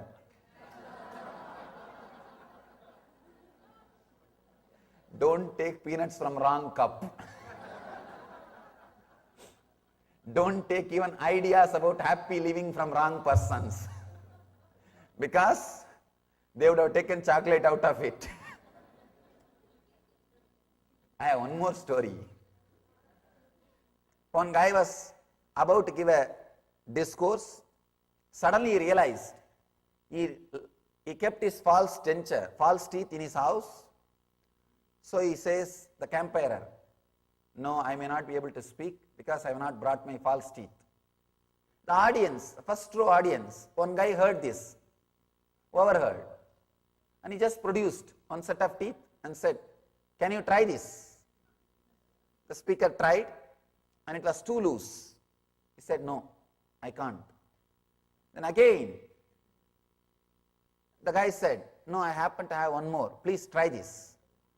He tried. "No, it is too tight. I can't." The guy brought one more set and said, "Can you try this?" This guy tried, and it fitted, and he gave his lecture. After the lecture, the speaker went to the guy who gave the teeth, false teeth, and said, "Thank you. I was really looking for a good dentist like you." The guy said, "Dentist? No, I am not a dentist. I am an undertaker."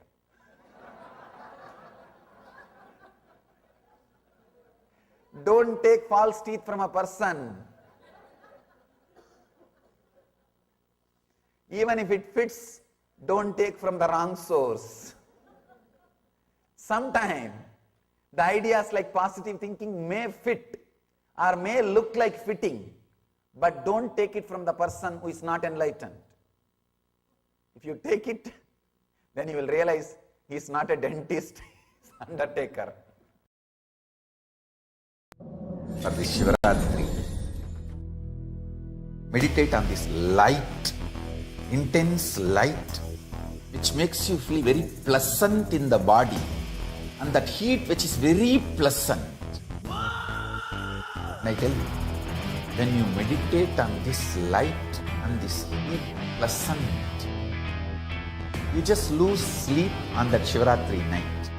You become awake. That is what is the real context of not sleeping on that night.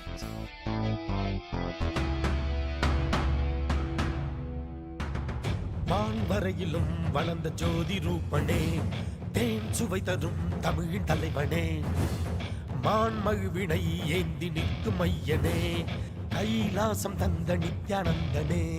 Nithyanandam Nithyanandam அண்ணாமலையே சிவரூபமாய் வீற்றிருக்கும் குரு நித்யானந்தமே. நித்யானந்தம் நித்யானந்தம் அண்ணாமலையே சிவரூபமாய் வீற்றிருக்கும் குரு நித்யானந்தமே. நித்யானந்தம் நித்யானந்தம் அண்ணாமலையே சிவரூபமாய் வீற்றிருக்கும் குரு நித்யானந்தமே. நித்யானந்தம் நித்யானந்தம் அண்ணாமலையே சிவரூபமாய் வீற்றிருக்கும் குரு நித்யானந்தமே.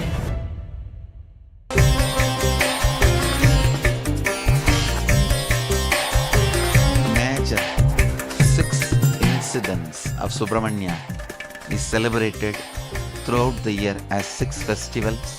The day he appeared is celebrated as Thaipusam. The bio-memory of Adishakti, bio-energy of Sadashiva and muscle memory of Ganga put together, completion of Sadashiva is Subramanya.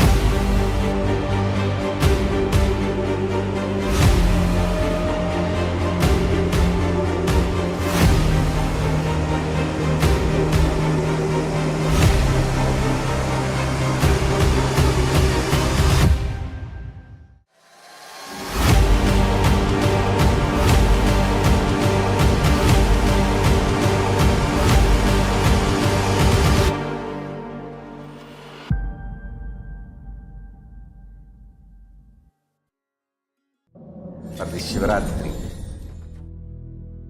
meditate on this light, intense light, which makes you feel very pleasant in the body, and that heat which is very pleasant. And I tell you, when you meditate on this light and this heat pleasant, you just lose sleep on that Shivaratri night. You become awake. That is what is the real context of not sleeping on that night.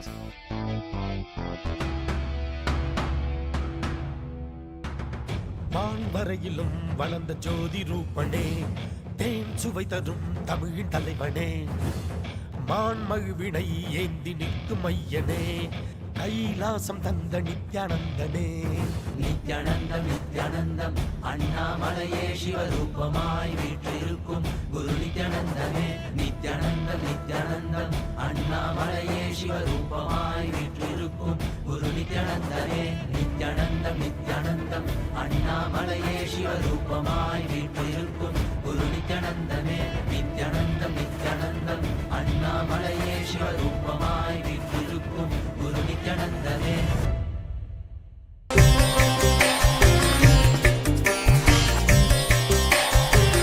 Major 6 incidents of Subramanya is celebrated throughout the year as 6 festivals. The day he appeared is celebrated as Thaipusam. The bio-memory of Adishakti, bio-energy of Sadashiva and muscle memory of Ganga put together, completion of Sadashiva is Subramanya.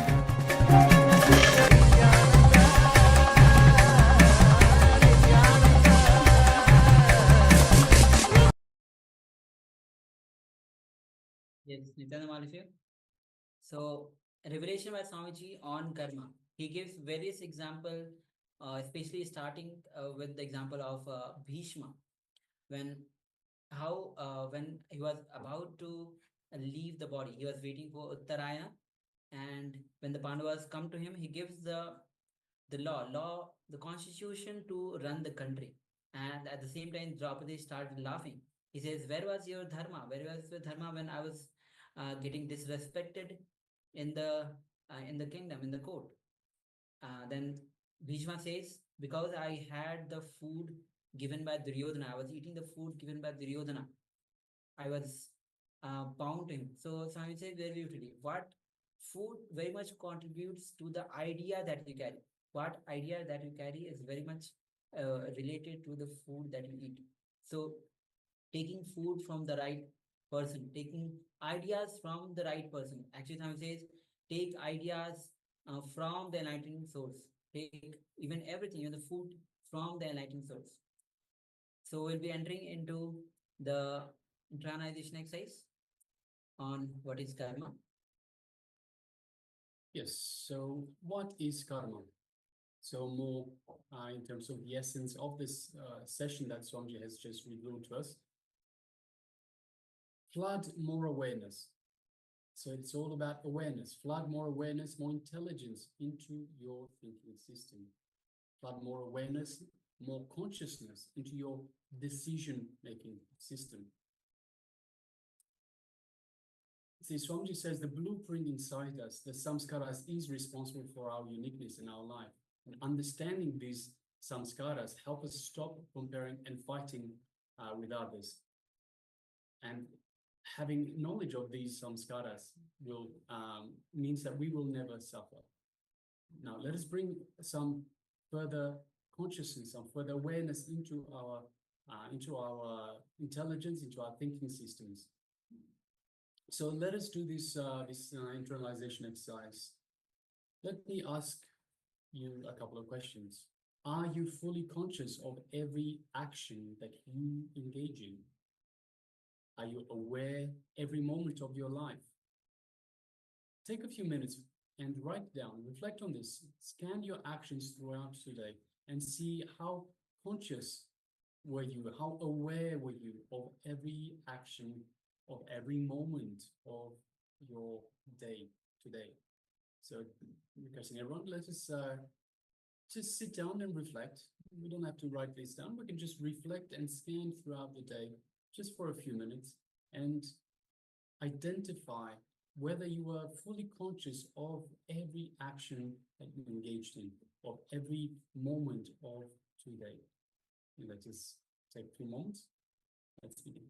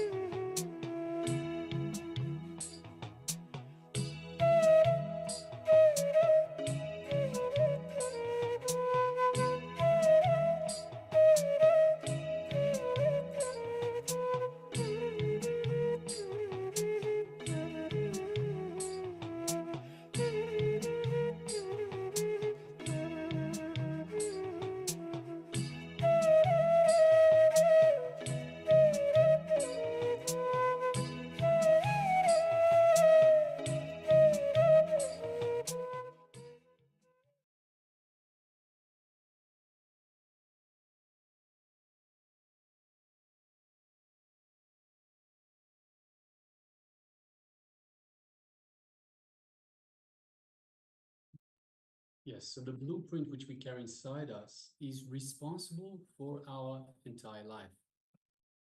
That is what the Supreme Pontiff of Hinduism calls engraved memories, very loosely what we call as karma. The person who thinks everybody is equal starts looking at the outer world to make everything equal, which never happens. If you understand that you are unique, suddenly you will start looking inside. So the person who has the knowledge about the blueprint which he's carrying, so about the engraved memories, the samskaras. So the person who has the knowledge about the samskaras, the blueprint which he's carrying, he will never suffer. That will be the end of his suffering. As long as there's knowledge, there's awareness, there's consciousness involved that is brought into the thinking system, the suffering will end. So naturally, the looking inside gives you the knowledge about the blueprint you are carrying. The knowledge about the blueprint you are carrying is what I call the ultimate knowledge. Here I means the Supreme Pontiff of Hinduism. So let's enter into the exercise, intra-analyzation exercise. If you understand you are unique, then you start looking inside. And Swami says beautifully, those who feel that everything is same, they want to make everybody, they want to give knowledge to everybody, they want to make everybody equal. But when you realize that you are unique, you start looking inside.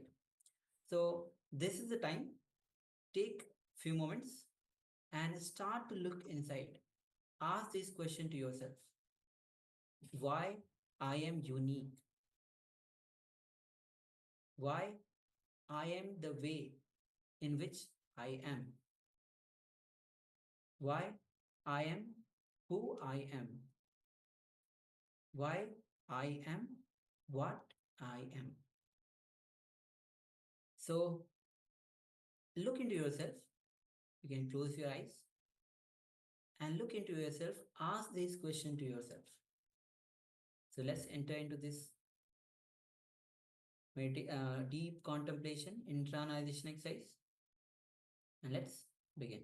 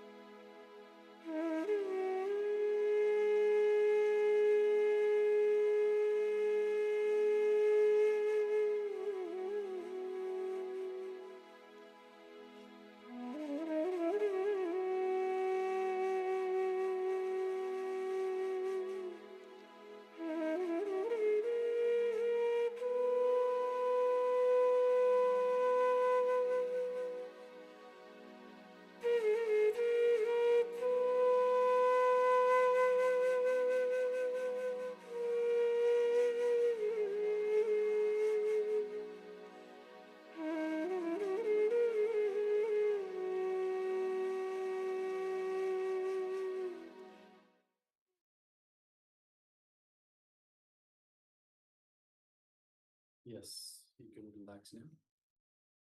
So, bringing more awareness into our thinking systems, and of course, understanding that we are all unique.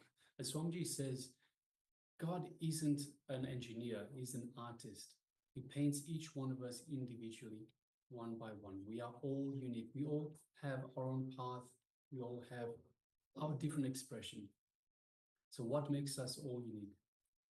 Understanding that we are unique fuels all these questions: self-reflection, understanding ourselves, looking in and understanding ourselves. Yes. So when we realize that we are unique, we start looking in. Otherwise, when we think that everybody is equal, we try to make everybody equal. And some says that never happens. Only when we realize our uniqueness, we start looking in. So with this, now we have Richard Ayya who has joined us. Nityananda, Welcome. Good to have you with us. yes, good to have you with us. And this Paramashivoham, as today the whole session is going to be on karma. So, and how through karma you can liberate yourself, how when you get rid of the karma, especially when the karma itself is so much misinterpreted in the world. Even though it has become one of the common word in the world, but so much of misconceptions are there. So Swamiji will be giving the actual truth about karma and various techniques to break free from karma and establishing yourself in the bliss. Yes. Yeah, as says, I had dreamed today about Swamiji. As he said, I'm swimming in karma right now. Great. Thank you. Thank you for sharing that. And maybe because that's why you're here. See, everything happens for a reason. Swamiji says, actually, the very first opening of Swamiji's Living Enlightenment book says, if you are here, it means existence wants you to be here in this form, in this shape, in this time, in this moment. So, welcome. Yes. So be along with us as we enter into this journey of the as Swamiji reveals on karma throughout the day. Right now, we will be entering into the power manifestation.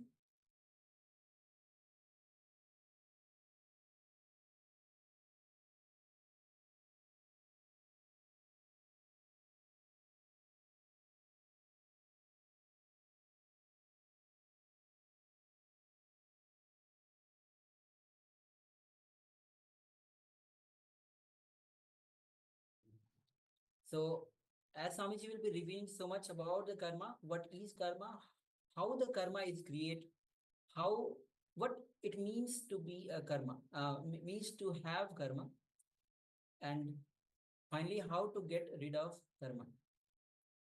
Yes, so next we'll be moving into the next revelations by the Supreme Pontiff of Hinduism.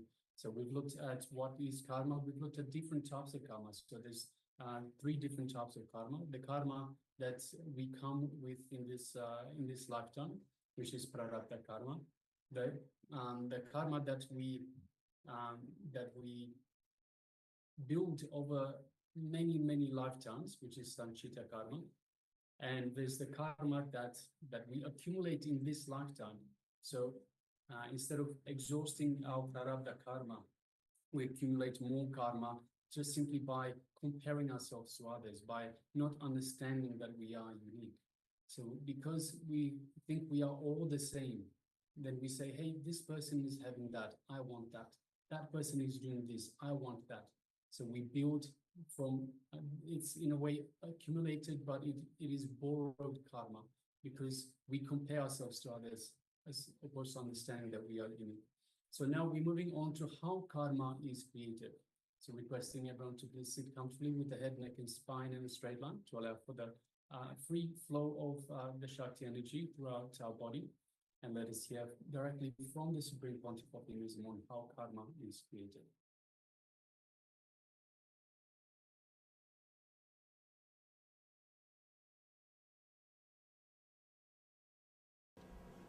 Krishna clearly explains. Here he starts the whole teaching. He explains clearly how we are caught in 3 different mental setups, how we work through 3 different engraved memories.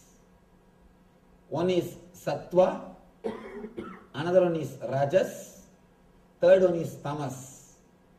But here the translation says goodness is the word for sattva, passion is the word for rajas, ignorance is the word for tamas. No, exactly they are not equivalent words.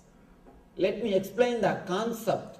Understand, there is no equivalent word for it. We can't give any equivalent word. Sattva means the engrams which leads you to bliss, the engraved memories which leads you to joy, the memories which leads you to ecstasy. Rajas means the memories which leads you to restlessness, the engraved memories which leads you to sort of excitement, which leads you to work intensely and which makes you active. Third, tamas. Tamas means the engraved memories which leads you to depression, which leads you to laziness, which leads you to dullness. Engraved memories which leads to ecstasy and bliss is sattva. Engraved memories which leads you to restlessness, anger, emotional imbalance is rajas.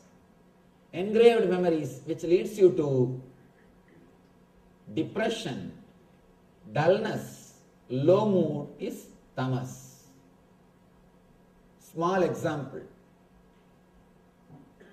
You are sitting in a car and going. Somebody is driving. Slowly you are lost in thinking. After half an hour, when you are lost in thinking, suddenly you remember some person or some place who disturbs your mind. By remembering him or that place or that incident, you feel disturbed. The moment your mind feels a little disturbed, you come back to awareness. Sometimes you see, I should not think about him. Let me think of something else. Sometimes you will even speak these words out. You will even do the action, small action. The person who is driving will turn and see you. What happened? What are you doing? When you are lost in thinking,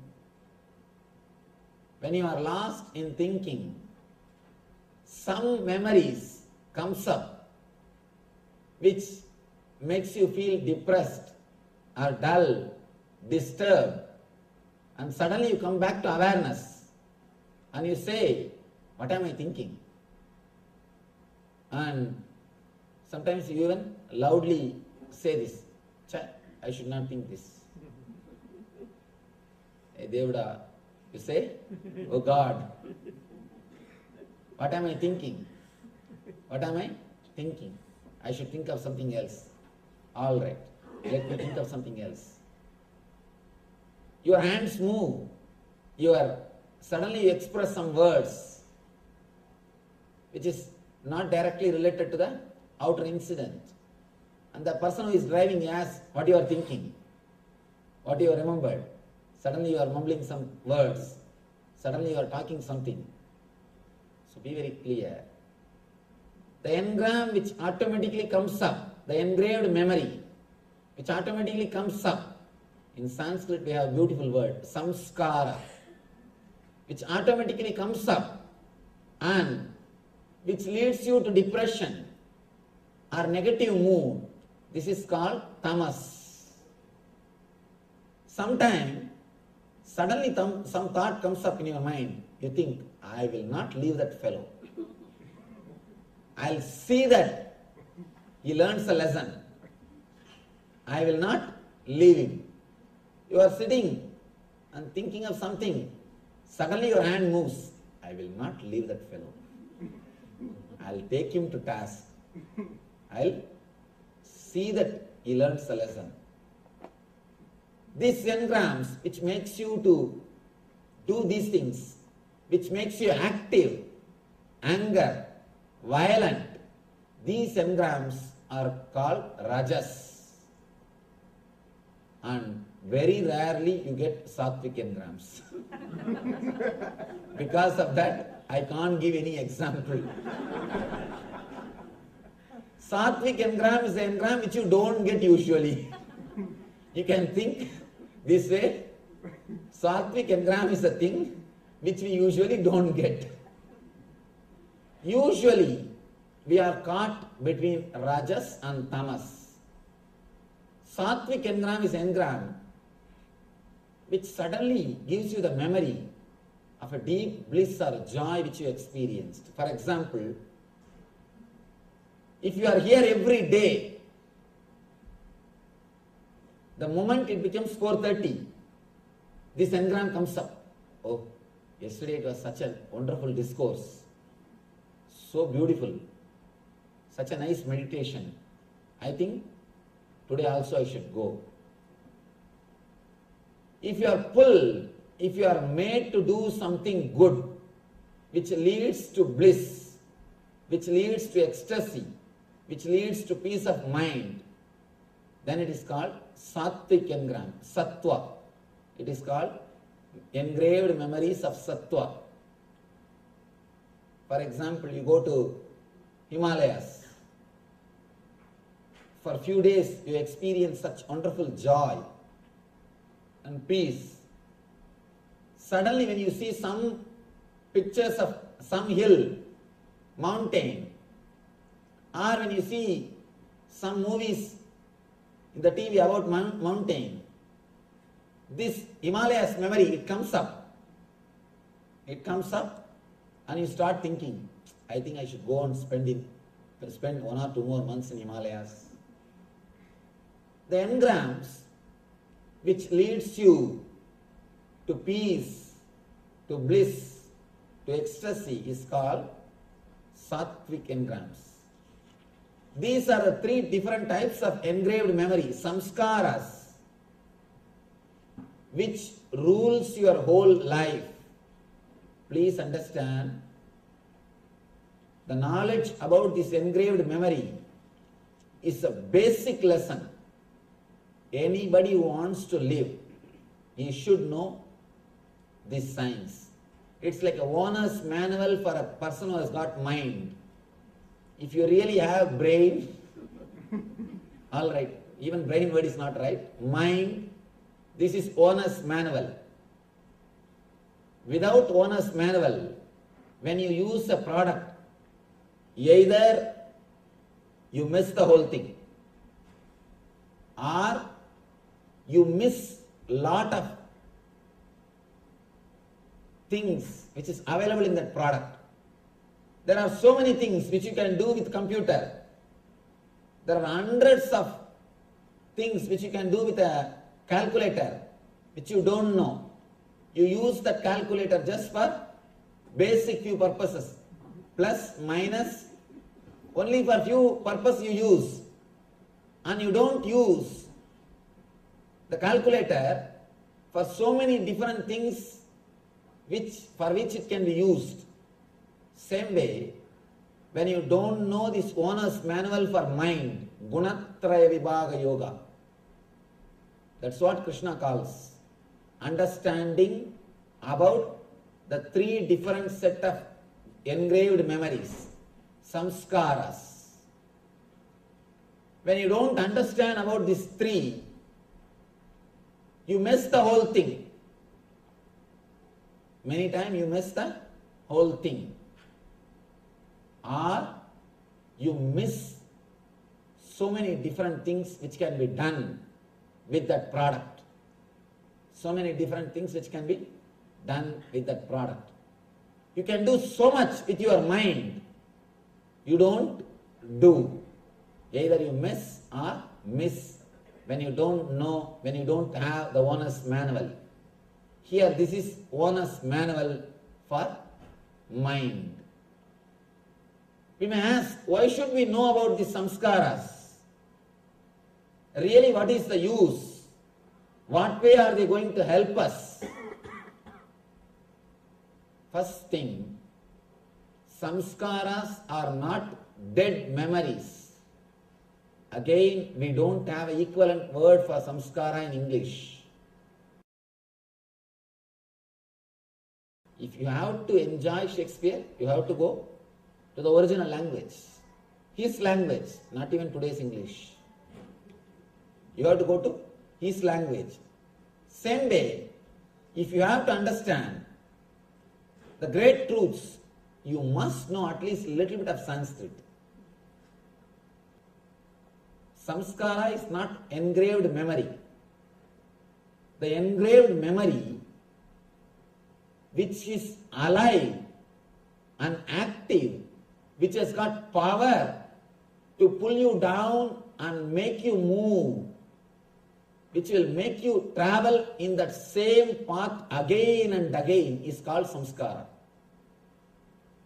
Usually the word memory is understood as a dead record. But samskara is not just dead record. Please be very clear. It is not just dead memory. It is not just like a computer memory where all the pictures and Word documents are stored. No. It has got power to pull you again automatically and to make you walk in the same path. It has got so much of power, automatically attracts you. It calls you and makes you travel in the same path. By you walking in that same path, the engraving gets little more deepened. The memory goes little more deep. It is a living memory. It is not dead memory. The more you travel on that memory, the more you live with that memory, more it becomes part of your being. It travels to your deeper level consciousness. Here, today, Krishna is trying to explain step by step how you are caught in these three levels of memories and how you are again and again pulled and pushed by these three memories. It's almost like having three wives. Only God can manage. Here, he gives you a clear understanding how to live with all these three, some engraved memories.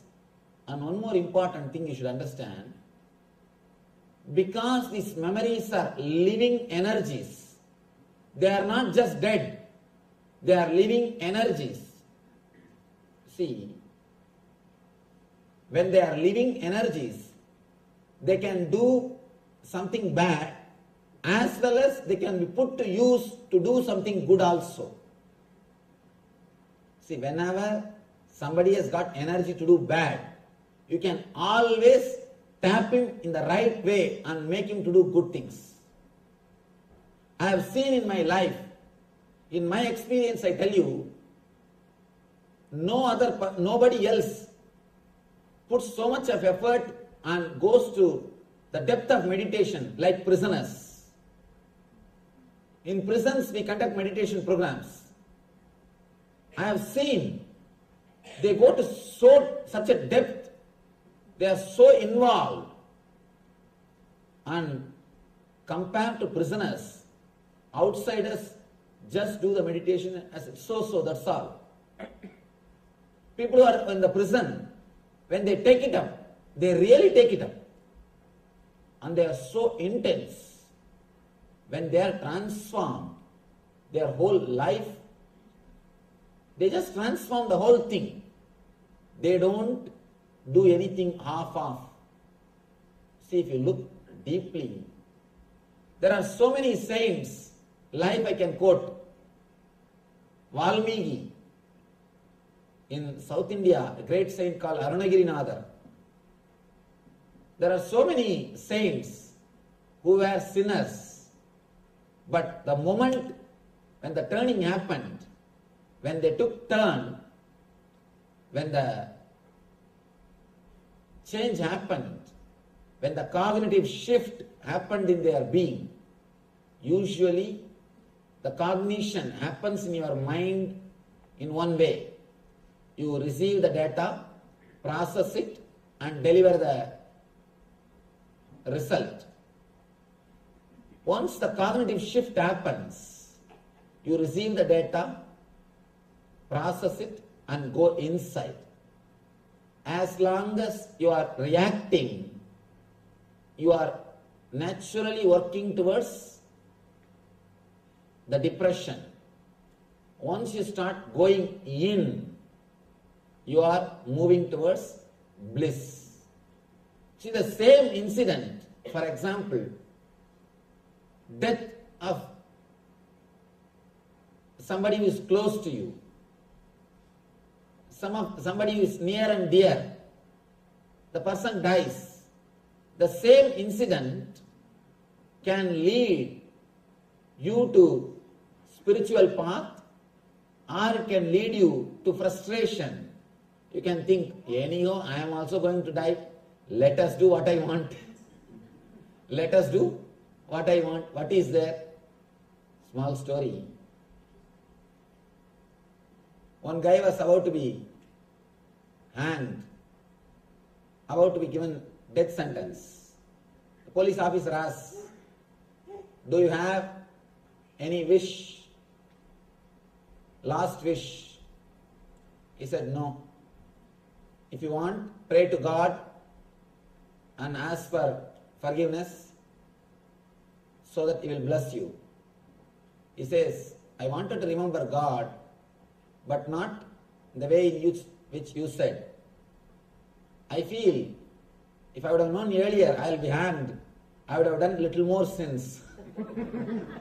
Anyhow, when the result is known, result is hanging, I feel I have missed some sins. If at all I have to remember him, I will remember and ask him, why did you not tell me that I am going to have this punishment? Then I would have committed little more sins. Some people, when they see the death, when they understand the death is ultimate, they think, anyhow, death is ultimate. Let me decide and work towards divine, achieve God, realize Atman. One group. The other group, same incident, turns them. They think, anyhow we are going to die, let us live the way in which we wanted. One group of people, they take the path of meditation. The other group takes the path of the outer world. It is up to you which path you choose. Engrams are also living energy. You can choose. Through engrams, you can again and again suffer and torture yourself.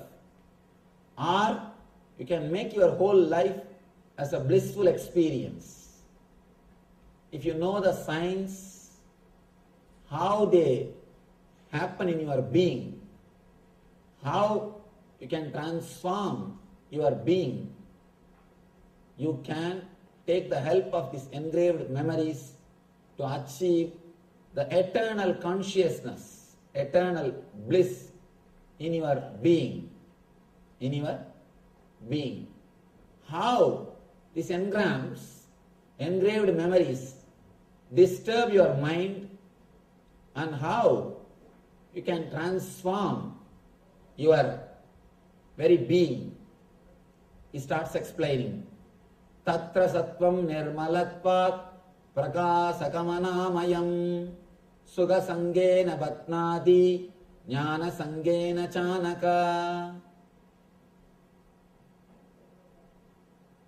Before entering into this sloka, I will try to present a small diagram through which we can understand how the engrams can affect your decision and how to come out of it. A small diagram I will try to present so that you will be able to understand the engram, the engraved memory deeply, clearly.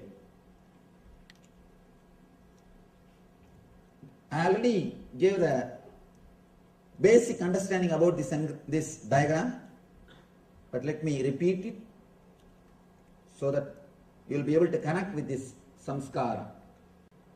Please understand how we receive any information, data from the outer world, and how we process them and how we take decisions. We come to conclusions. First thing, you see something through the eye, and here I have taken the example of eye. You can replace it anything, ears or nose or taste or the touch, any one sense. Among these 5 jnanendriyas, any one sense can be replaced here. There are 5 jnanendriyas and 5 karmendriyas. Among the 5 jnanendriyas, any one sense can be placed here. I have taken here eye as an example. Through the eye you see a scene. I am taking the example of this very scene. Me. First, this whole scene, like a picture, it is taken by your eye and it goes to chakshu. Understand? You don't see with the eye, you see through the eye. There is an energy which is inside the eye which sees. There is an energy inside the ears which hears. Ears by themselves can't hear. That is why when you are sitting and reading some book, even if alarm clock goes, you will not be able to hear. If somebody presses the calling bell, you will not be able to hear. You will not be able to hear that sound. And if husband or wife walks in, you will not know if you are sitting and reading. Of course, if it is late night, all wives will know when the husband is coming, sneaking inside the house. Small story. This guy wants to go to police station. This guy goes to police station to see a thief who came into his house last night and took all the money. The police officer says, no, you can meet him only in the court. In the court you can say whatever you want to say. Here you can't talk to him. He says, no, just I wanted to learn, how did he enter the house without waking up my wife? I am trying for so many years to do this. I am not able to do. How this guy did, just I wanted to know that. Anyhow, there is something inside your eyes which sees. That is what we call chakshu. See, the whole scene is converted into a file with which you can do the process like a digital signal processor in computer. The software language, the chakshu is almost like a digital signal processor. If you have to work on anything, whether it is a sound or a light or a photograph, first it has to be converted into a digital file. So in computer, first thing, whether it is a photograph or it is an audio file, it will be converted into digital file. Same way, in your system, whatever you see or hear, the whole thing will be converted. Whole thing will be converted into a biosignal file. Just like a digital file, it will be converted. The conversion happens in this chakshu area only. Then the file starts moving step by step. File goes to chitta. Please understand, if you understand this one thing, the whole life can be transformed. You know where you are where you are reacting, how we are reacting, and how we make big decisions with our assumptions and suffer. Just like if you remember the first story, without thinking, just by imagining, maybe it must be some liquor, and you just put the finger in your mouth. How we do that mistakes, we can understand if you understand this one diagram. The file goes to Chitta. Chitta means memory. The place where all the past memories are collected. Of course, all these places are related to memories only. This is the one part where the work of excluding happens. When the file reaches this place, the excluding process starts here. Na iti, na iti. This is not, this is not. Neti, neti happens in this area. Your chitta starts telling, seeing this file. I am taking the example of this scene which you are seeing now. First you are seeing me. The whole scene is photographed and goes here. It becomes a biosignal file. The file is taken to Chitta. Chitta says, this is not a tree. This is not an animal. This is not a plant. This is not this. This is not that. That excluding process happens in this area. Then the file goes to the mind. Mind tries to identify. This is a human being. He is wearing saffron robe. He is standing in the stage. The identification process, iti, iti, this is it, this is it. That process happens in the mind. Here neti, neti, here iti, iti. This is not happens in Chitta. This is it. Identification happens in Manas. Then the whole file goes to Buddhi. Buddhi is the place where the whole trouble starts. And here the analysis starts. What way I am related to this file? What way I am related to this scene? What way I should respond to this scene? According to the Buddhi, if your past memories with me, if they are good, immediately you refer.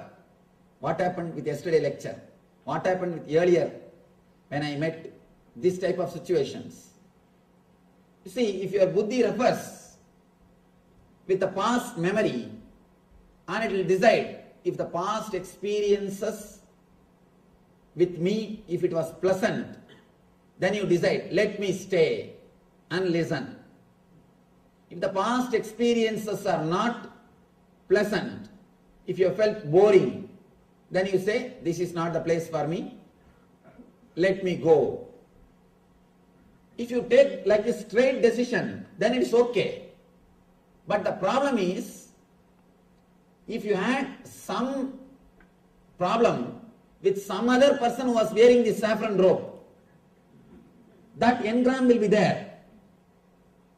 You will not even bother who is this person. You will just bring that to your memory.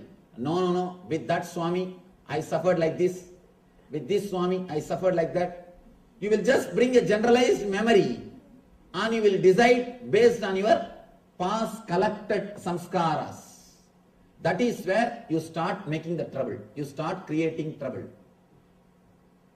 When decisions are taken with a straight understanding, no problem. But most of the time, you collect and connect the engrams which are not directly related to each other. Which are not directly related to each other.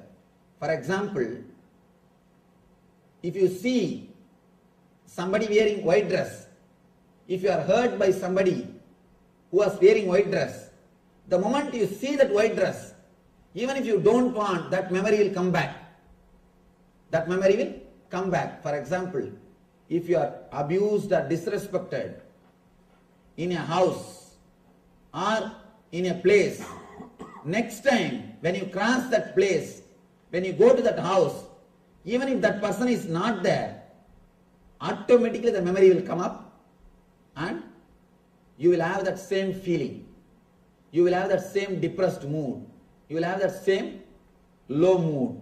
The reason is you connect, you associate things with the place, with figures, with memories and put it in file. Man as such cannot work spontaneously. So he has to take some system, some method, some way to reduce his processing work. Naturally, he opts for some way of arrangement of his memories. So when you take some way of arranging memories, you miss the real life. See, first few months you live with your husband or wife. After 3-4 months, you make a clear idea about her or about him. After that, please be very clear, you don't live with husband or wife.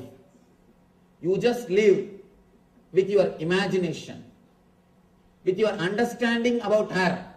After that, whatever she does is wrong. Whatever he does is wrong. You come to a conclusion. If at all there is something right, you say, by mistake I think you did these things. By mistake you did this right. By few months you come to a conclusion about the other person. You create an engram. And after that, whatever he or she does, you look through that engram, through that engraved memory. Only first few days, you are ready to respond spontaneously. You are ready to respond spontaneously. The problem is, even in the first few months, you already have memories of your friends' experiences. My friend is tortured. My friend's wife used to torture him. My friend's husband used to torture her. You have the collected memories of your friend's files. And the moment your wife starts doing something which will not be anywhere related to that memory, immediately you project that. Especially movie. If you have seen some mother-in-law, some daughter-in-law,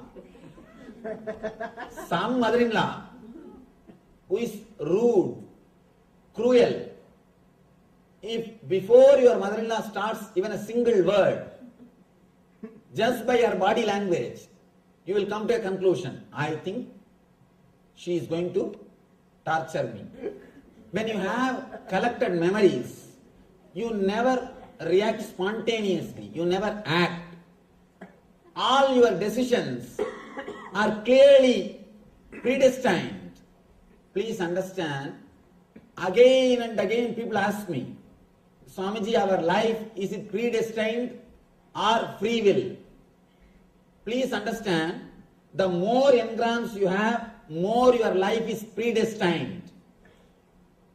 Because you will go only in the same route. The less engrams you have, your mind is, your life is, you will have more freedom. The number of samskaras will decide whether you will have free will or your life will be destined. For example, the file travels to ego and ego gives the decision and you execute it. If there are more engrams, when the file travels every table, each engram is a table. Each engram puts a signature and writes his opinion. One engram, for example, the same example let us take. You seeing me and are you being here? One engram says, no, I had some Swami in my life. He was a blessing. He helped me so much. I think I should sit here. This engram signs, yes, we will sit here.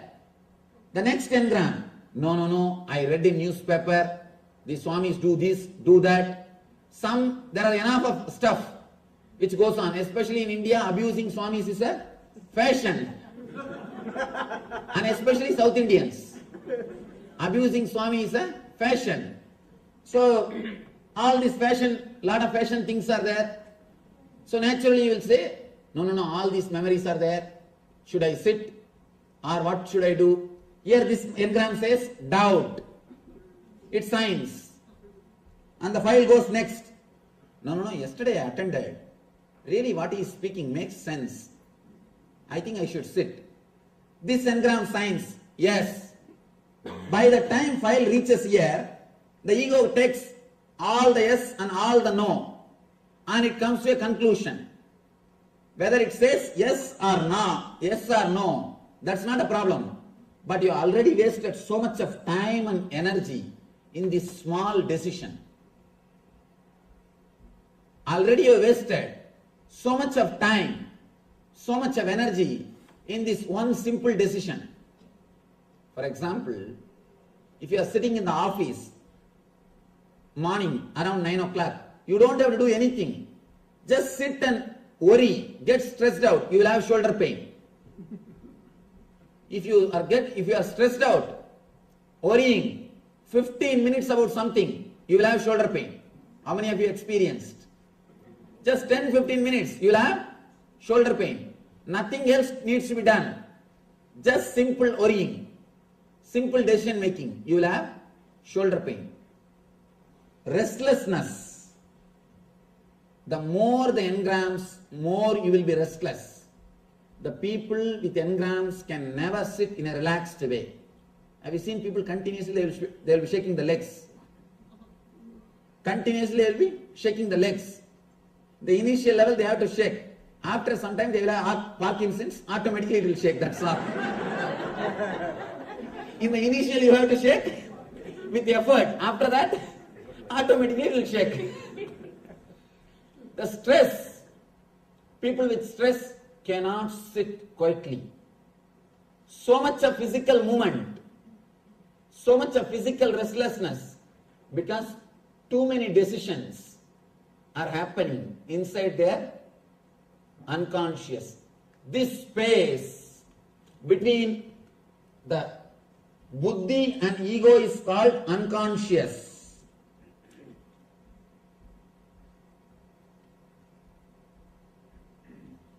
This space is called unconscious. Because you will not know what is happening in this space. You will not know how many tables are here. This is like a government office, Indian government office. If 300 tables are there, the file has to move all the 300 tables.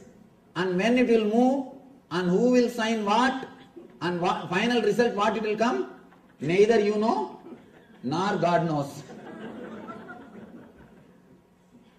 This is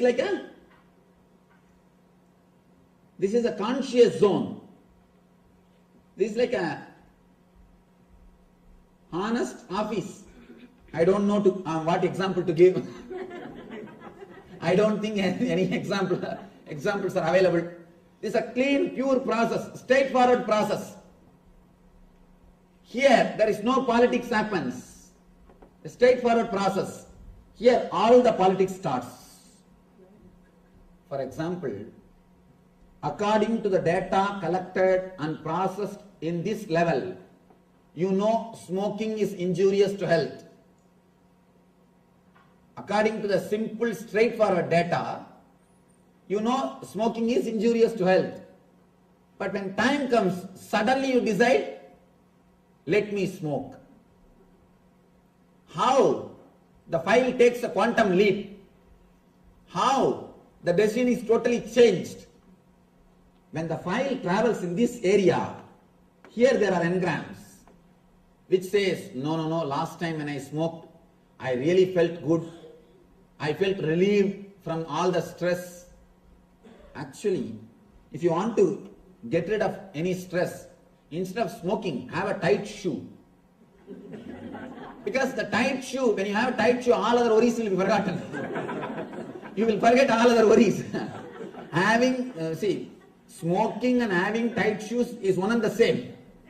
By smoking you are trying to forget. By creating bigger problem, you try to forget the smaller problems. The same logic with the tight shoes also. Have tight shoes. Automatically you will forget all the smaller worries. All the smaller problems. Here, all the past memories. I smoked, I felt relieved.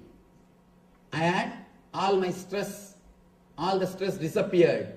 All these things happens in this area. Because of that only, suddenly you decide which you never wanted to decide. Suddenly you shout, and after 10 minutes you start repenting. Why did I shout? I always wanted to control myself. I always wanted to keep a smiling face. Or at least I always wanted people to tell that I am having a smiling face. Either I want to keep, or I wanted people to recognize me as a smiling person. Why did I shout? You repent. You decide.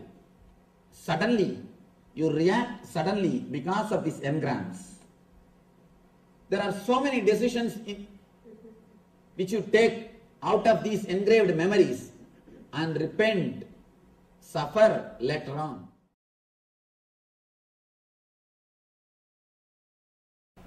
Welcome you all with my love and respects.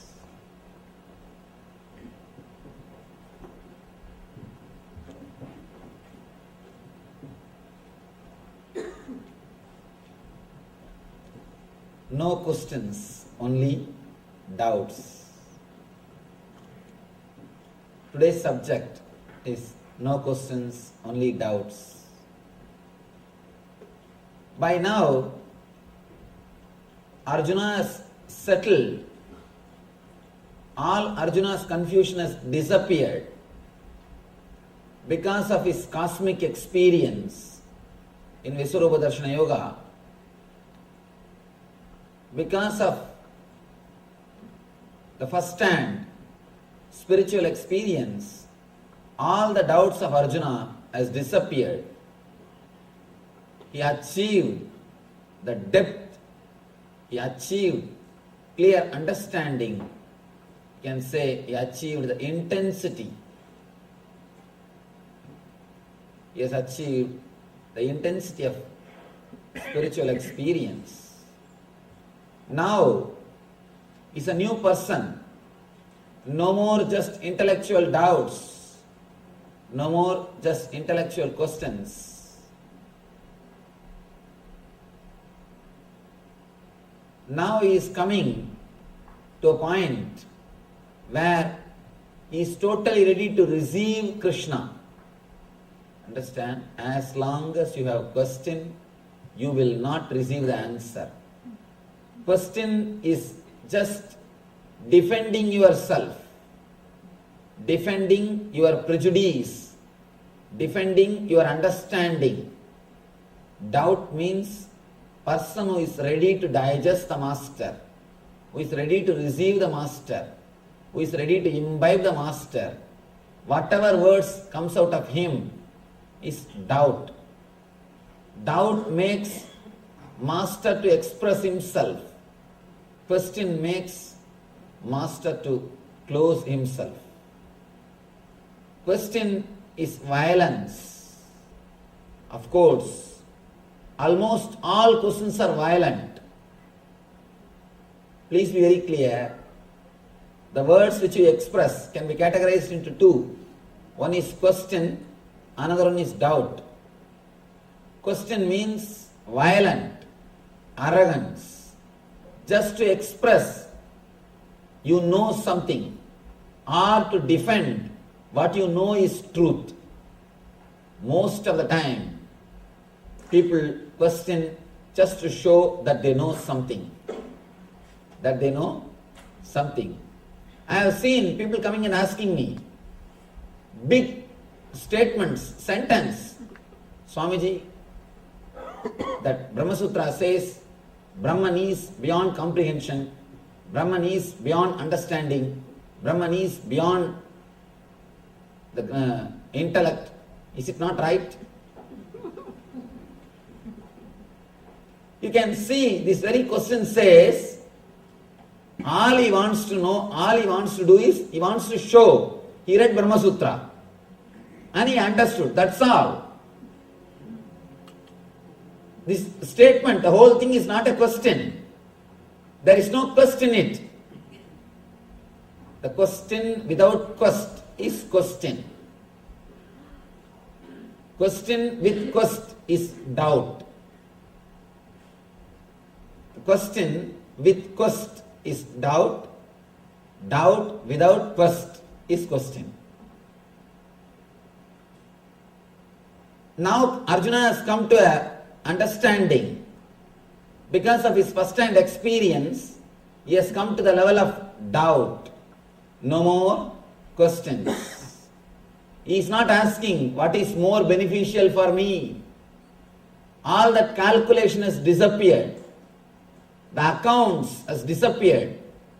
He is not asking anymore what is best for me. Or he is not asking what is this kim tat brahma kimatyatmam kim karma purushottama. He is playing with words. He is just showing what he knows in the earlier chapters. Now, no more questions.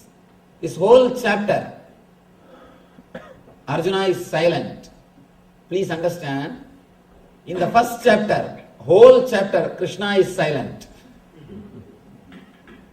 The first chapter, whole chapter, Krishna is silent. Arjuna goes on and on and on, quoting all the dharmas, quoting all the traditional subjects. Always when a masters land on the planet Earth, this problem happens. Especially, see, innocent disciple is 1,000 times better than ignorant disciple. Small story. One guy goes to a music teacher and says, Master, I learnt music 4 years. Now I want to learn from you. How many years it will take? He says, it will take 6 years. Next guy comes, Master, I learnt music for 2 years. How many years it will take for me? He says, maybe 2 years. Third guy comes, Master, I have not learnt anything. I am fresh. How many years it will take for me? He says, no time. Simply you will pick up from me directly. You will directly imbibe me. You will just take me in your being. The big problem is, if you have learnt already, you need to do first thing, unconditioning or deconditioning. Here, whenever the masters land, they bring the same Shastra but with life. But what we read in books is just words. The same word, if you read in books, it will not give you any transformation. Let me be very clear, even my books, including my books. Somebody asked me, actually, I was dictating one of my book and the disciple was sitting and writing. One person who is helping me, he was sitting and writing. Suddenly on one spot he stopped me. Swamiji, please tell that statement clearly, I am not able to understand. I gave that statement clearly. Then he said, Swamiji, what is this? Just 3 chapters ago you made another one statement, now it is contradicting. It will confuse people. I told him, write what I say. Don't talk more. Then he asked me, if I myself get confused, naturally people will get confused. Then I have to tell the truth. What for you think I am writing books? To tell you honestly, let me be very clear. Books are just to create little confusion so that you will start searching. You will start seeking the truth in reality. No book can give you the truth. Books are created just to create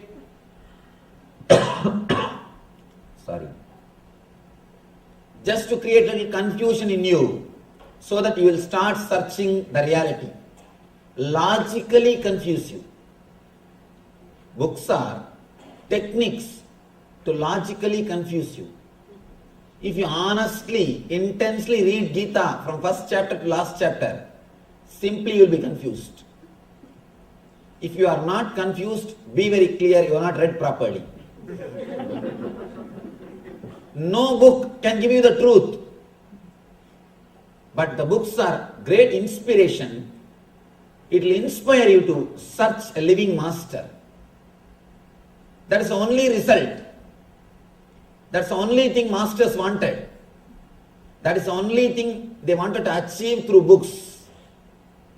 So that when you are logically confused, you start searching a living master. But the difficulty is, there are some people who take books as an authority. Instead of living truth, they just start thinking intellectual knowledge is authority. And not only that, they start questioning. They start asking or demanding proof from the masters for their words based on these people their intellectual understanding. First thing, when I utter a word, the meaning which I give is different, and the meaning which you take is different. When I utter a word Atman, I use the Sanskrit dictionary. When you receive that word Atman, you use Oxford dictionary. Naturally the problem starts. If you are with a living master in my presence, you can always question me. You can always clarify. Or a living master knows by seeing the face of a disciple, he knows whether he has understood or not. He will go for further explanation. Things can be much more clear, straight. But when you are playing with books, you are just playing with your mind. That is why people feel more comfortable with books than going and meeting a living master. Please understand, you are seeking, your spiritual seeking, whether it is a real seeking or just a game, how to measure. This is the scale. If you feel comfortable just playing with books and old masters' photographs, be very clear, your seeking is pseudo. Just time pass, good entertainment. Good entertainment. Sometimes you feel guilty, whole day sitting in front of TV, whole day doing something worldly. Especially Indians, from the young age somehow they are taught, always you should not be engaged in sense enjoyments. You should search a little bit of spirituality. So once in a while you get some book, some old master's photograph, and you try to play with both of them. Be very clear, it is pseudo. If you are honest, intense, you will feel deeply connected or more in tune, feel happy, feel settled with a living master. Find out whether your search is honest search or just entertainment. That's the first thing we need to do. Here, Arjuna has come to a level of maturity where no more intellectual questions, only doubts. Doubts are really great. Doubts are just a clear sign. You express, I am here to receive you.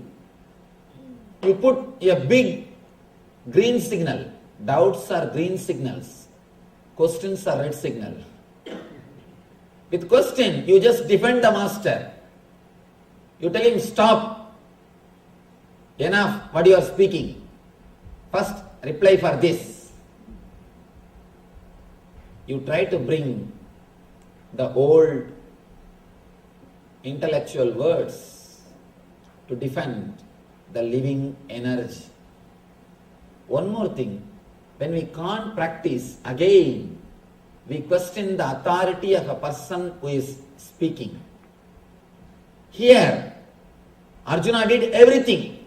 First, in the second chapter itself, the moment Krishna started speaking about the Atman, Nainam Chindandi Sastran, Nainam Dagati Pavakaha, immediately Arjuna is asking, Sthita Prajnasya Kavasha. How an enlightened man will speak? Tell me the truth. What for he is asking? He wants to measure.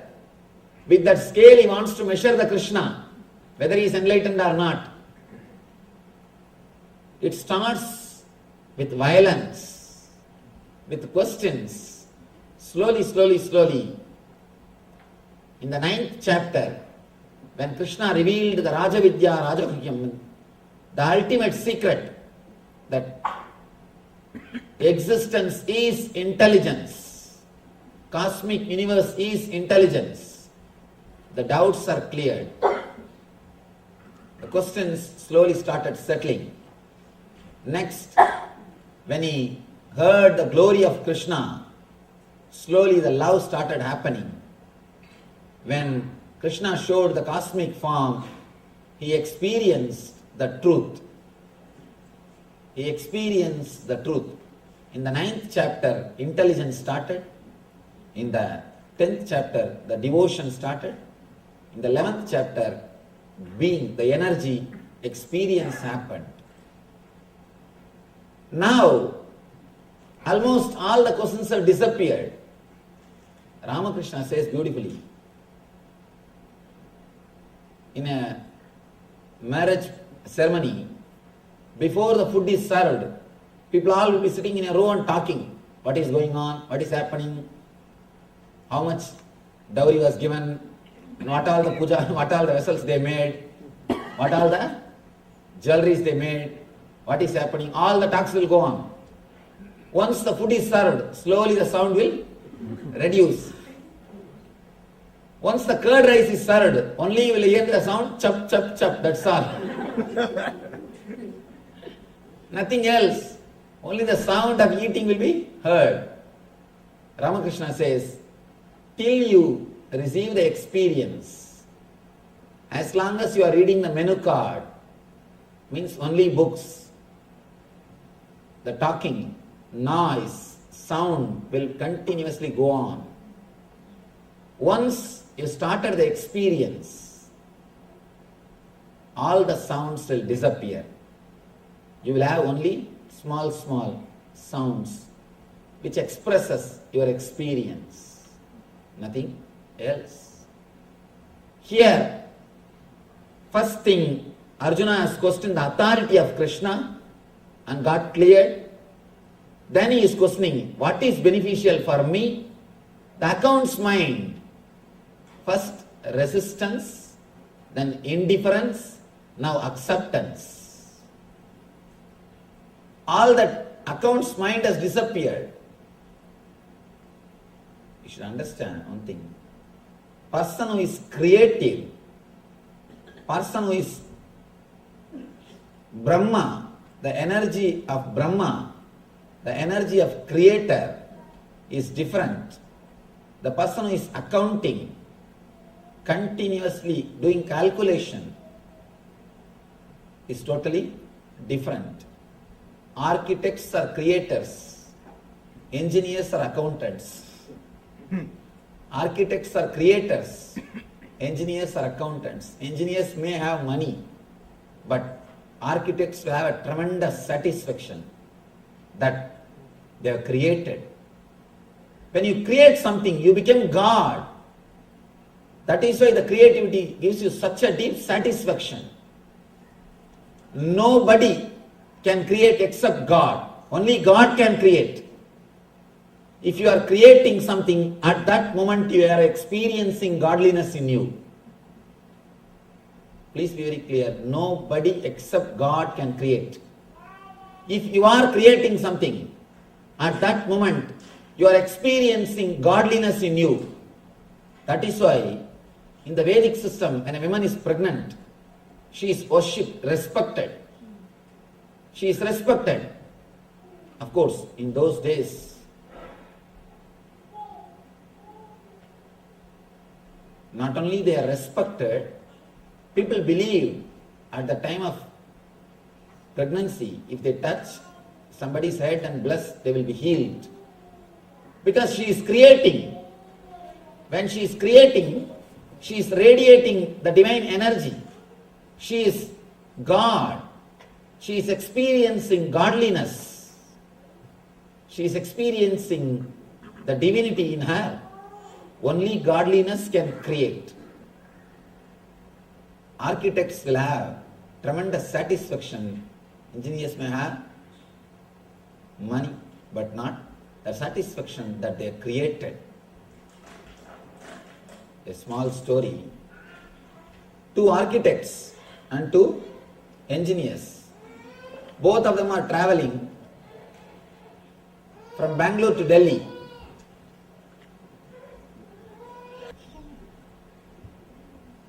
Two architects and 2 engineers. Both of them are traveling from Bangalore to Delhi. They are going for a conference. The engineers, as usual, they are calculating and they are complaining, see, 2000 rupees per ticket, it is too much. Such a small journey, 2000 rupees unnecessary. 2000, 4000 rupees. What we will get from conference? The architect says, both of them, they reply, you see, we manage with just 2000 rupee. We take only 1 ticket. We both of them manage. Engineers are surprised. How do you manage? Ticket, when the ticket counter comes, how do you manage? Oh, that's just simple job. When the ticket counter comes, we just go into the bathroom and see the drama what we do. TT came and these guys entered, both of them entered into the bathroom. TT came and knocked the bathroom. Only one hand came out. They asked, ticket please. One hand came out and showed the ticket. He just stamped it, gave it back and went away.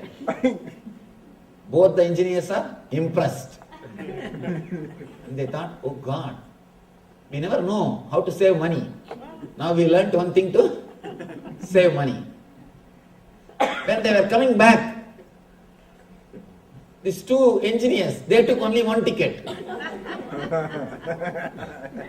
And the architect, both the architects, they also took only 1 ticket.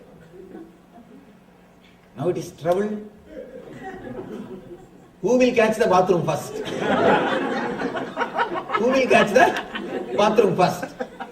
And you know, engineers are real runners. The people who are accountants, they are really run. The moment they heard the TT is coming, they ran and entered the bathroom, they caught the bathroom. Now the architects both are discussing what to do. One architect said, don't worry, relax. He went and knocked the bathroom. Ticket please. The ticket came out, he collected the ticket and came out. He just came back and said, accountants miss the life. They know how to calculate, but they miss the life. When you calculate, sometimes you miss the reality. You just miss the reality. Here, all the accounts is over. Krishna has asked, what is more beneficial for me? All the things are answered. Now he has come down to the level of just few doubts. Doubts are not for anything. Little more tips. Now, the whole tune has changed.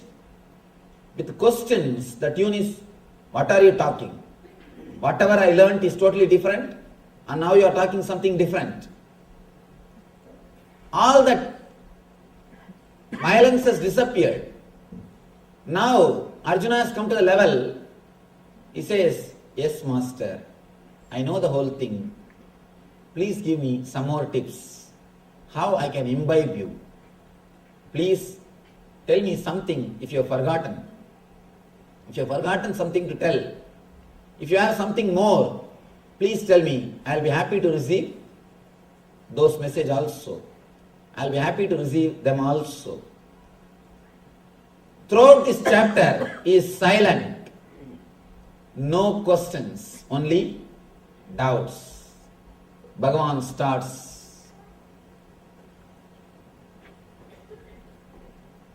Sri Bhagavan Uvacha Urdvamulam Adaschaham Asvattam Brahuravyayam Chandam Siyasya Varnani Yastam Veda Savedavit. Bhagavan says, it is said that there is an imperishable banyan tree that has its roots upward and its branches down, and whose leaves are Vedic hymns. One who knows this tree is the knower of the Vedas. Now he is coming to the causal body. If you attended yesterday's discourse, you will be able to understand, because Krishna continues from the last chapter. Next, all the 3 chapters are completely connected to each other. Last chapter and this chapter, next and next. All these chapters are completely connected except the 18th, the 14, 15, 16, 17. All the 4 chapters are continuous discourses. Now Krishna comes to causal layer. Yesterday he spoke about the first 4 layers. Now he is coming to causal layer. He is explaining about the deeper layers. Of course, physical body, you know, body which is made out of flesh and bones, which you are having now. The next layer, these are all components of your being. All these 7 layers put together only you. You as you are is totality of all these 7 layers. The second layer, pranic body, is filled with desires. Filled with desires, which controls the air energy, prana, vyana, udana, samana, apana, all the different air movements of your body. And yesterday we saw the lessons from Krishna, how we are creating self-contradicting desires, how we are creating self-contradicting words and giving life to them and suffering. When we create self-contradicting words, it leads to restlessness, rajas, and the rajas leads to tamas, tiredness, dullness, depression. So this layer belongs to tamas. The second level, this is sattva.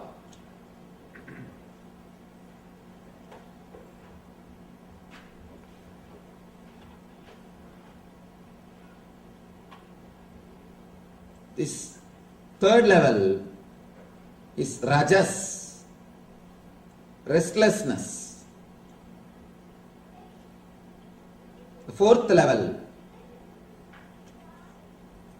is tamas.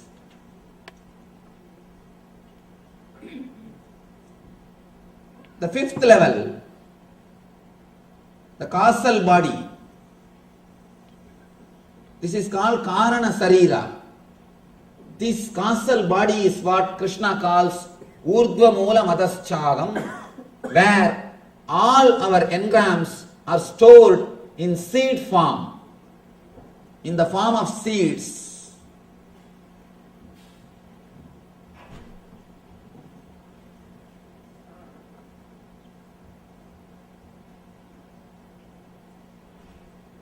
Every day,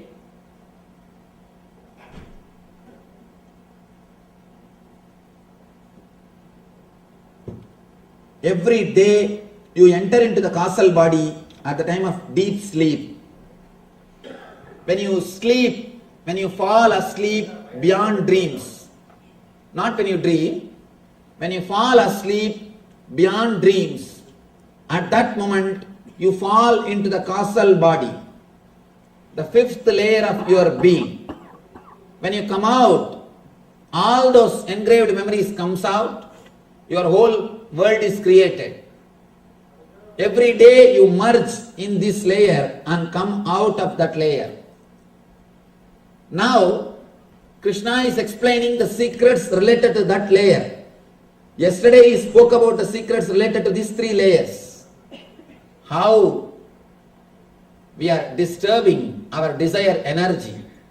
Understand? Desire is pure energy. You create troubles only by creating self-contradicting thoughts.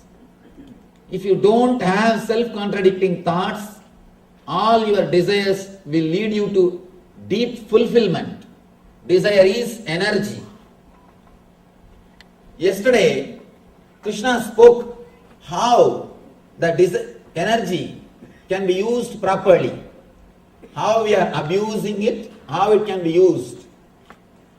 Next, how we fall into restlessness by abusing it. Third, even after the restlessness, if you are not correcting your mistakes, if you are not clearing the self-contradicting desires, you fall into tiredness. It's like a one-side fire. You are creating fire and the pressure cooker is there. Inside the cooker, the steam is getting, and the pressure is getting developed. Other side, you put a weight and try to seal it. Naturally, it will burst. Same way, even after the restlessness, if you don't clear the desire energy, or if you don't clear the self-contradicting thoughts which you are creating in you, you will fall into the depression, tamas. He gave the small, simple advice, techniques to clear ourselves and not to fall in that tree, not to be disturbed by that tree. Next, he goes to the causal body where we store all our engraved memories. He explains the secrets of this body, because even if you go beyond these three gunas, sattva, rajas, tamas, if you don't destroy these engraved memories, the bija samskaras, the samskaras in the form of a seed, you will take birth again and again. So here he gives the technique. He explains how to go beyond the samskaras, engrams, which is in the seed form. It may not express in you, but it will be there in the seed form. When time comes, suddenly it will come out. You can see. You may not have seen some of your childhood friend or childhood enemy for 10 years because you are in the States. When you go back, see in the States when you are here, all the 10 years, the samskaras related to them never comes up. Whether love or hatred, it is not there. You are never caught by it. You are never disturbed by it. You are beyond the sattva, rajas, tamas. But when you go back and meet them, suddenly the whole emotion is there. You discover the same love is there or the same hatred is there. How? Because it is in the causal body. You may not experience it in the day-to-day life. Even if you don't you will see it is in the causal body. It's like archives in the office. There are some files which are on the table. There are some files which are in the office archives. There are some files which are in the bank locker archives. This first, the Sattva, Rajas, Tamas, these three gunas are the files which are in the table, and causal body is the files which are in the office archives.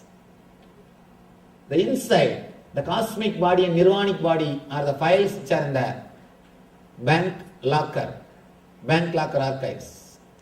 Now, yesterday we saw how to clear these three files of Sattva, Rajas, Tamas. Now he gives the technique to clear the causal body files, to clear the files which are in the office archives. Bhagavan starts, there is an imperishable banyan tree that has its roots upward and it branches down, and whose leaves are the Vedic hymns. One who knows this tree is the knower of the Vedas. He is trying to give an example to explain the quality of causal body. Quality of causal body. He says the roots are upwards and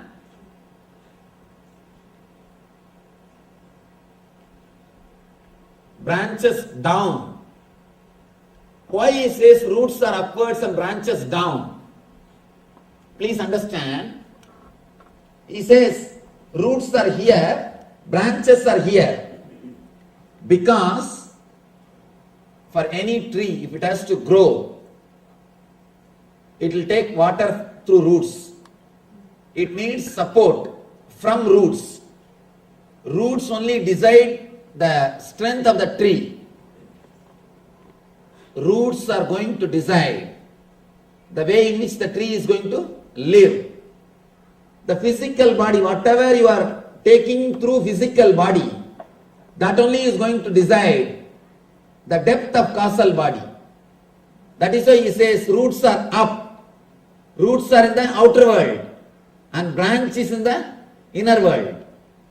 Roots are out. Whatever you take through five senses, that is the water or strength for the causal body. Causal body is, here he says leaves, and here he says root. The tree is upward. Tree is topsy-turvy. Whatever you take through the five senses from the outer world, that only is going to enrich the causal body. And an important next statement, the leaves of the tree is said to be the Vedic hymns, Veda mantras. Yesterday I was making an important statement. All the words which you continuously repeat inside your mind without your consciousness, whatever words you repeat in the unconsciousness, especially morning when you are alone in the bathroom, those words are the mantras which shows path for your life. What are the words you repeat with yourself? They are only going to decide the way of your life. Just try to analyze your mind. What are the words you repeat with yourself? When you are alone, when you are sitting with yourself, what are the words you repeat? Those words are only going to decide the path in which you are going to travel. Mantra means manasasya stiraha idi mantraha. What makes your mind strong is mantra. Mantrayate idi mantraha. Which shows the way for man is mantra. Tra means road, way. The words which shows way for you is mantra. The words which makes you strong is mantra. Now, he says, the roots are in the physical world, physical body, up. and the leaves are in the causal body, down. Roots are up and leaves are there. And he makes one more statement. Leaves are Vedic hymns, Veda mantras, means the words which you are storing in the causal body. That only is going to decide your life. See, the words which you have in the causal body is mantra for you. When you understand this, there are two things. Something is good, something is bad. Something is good, you can always reprogram. The good news is you can reprogram yourself.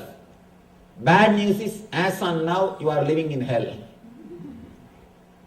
Bad news is as on now it is hell.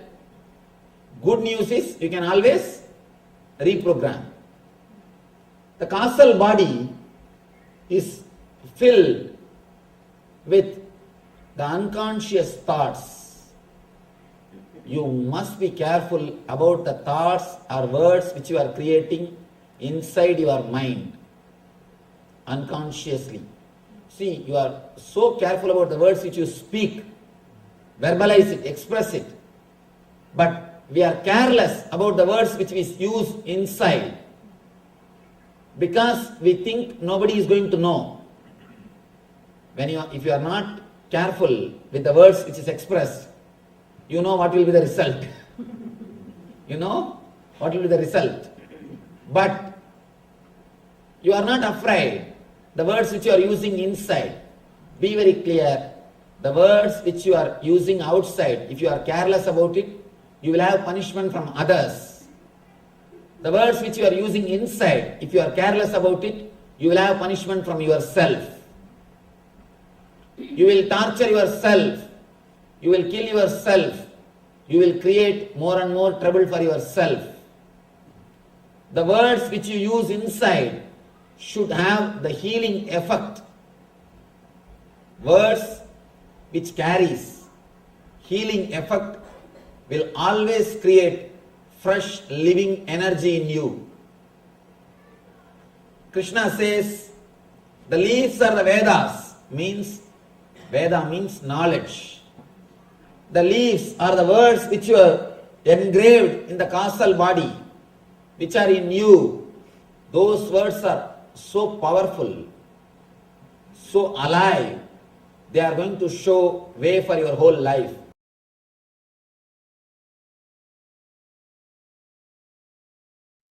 Yes, the words you utter outside affect others, but the words you utter inside affects you. So you should always utter the words which brings healing effect to you.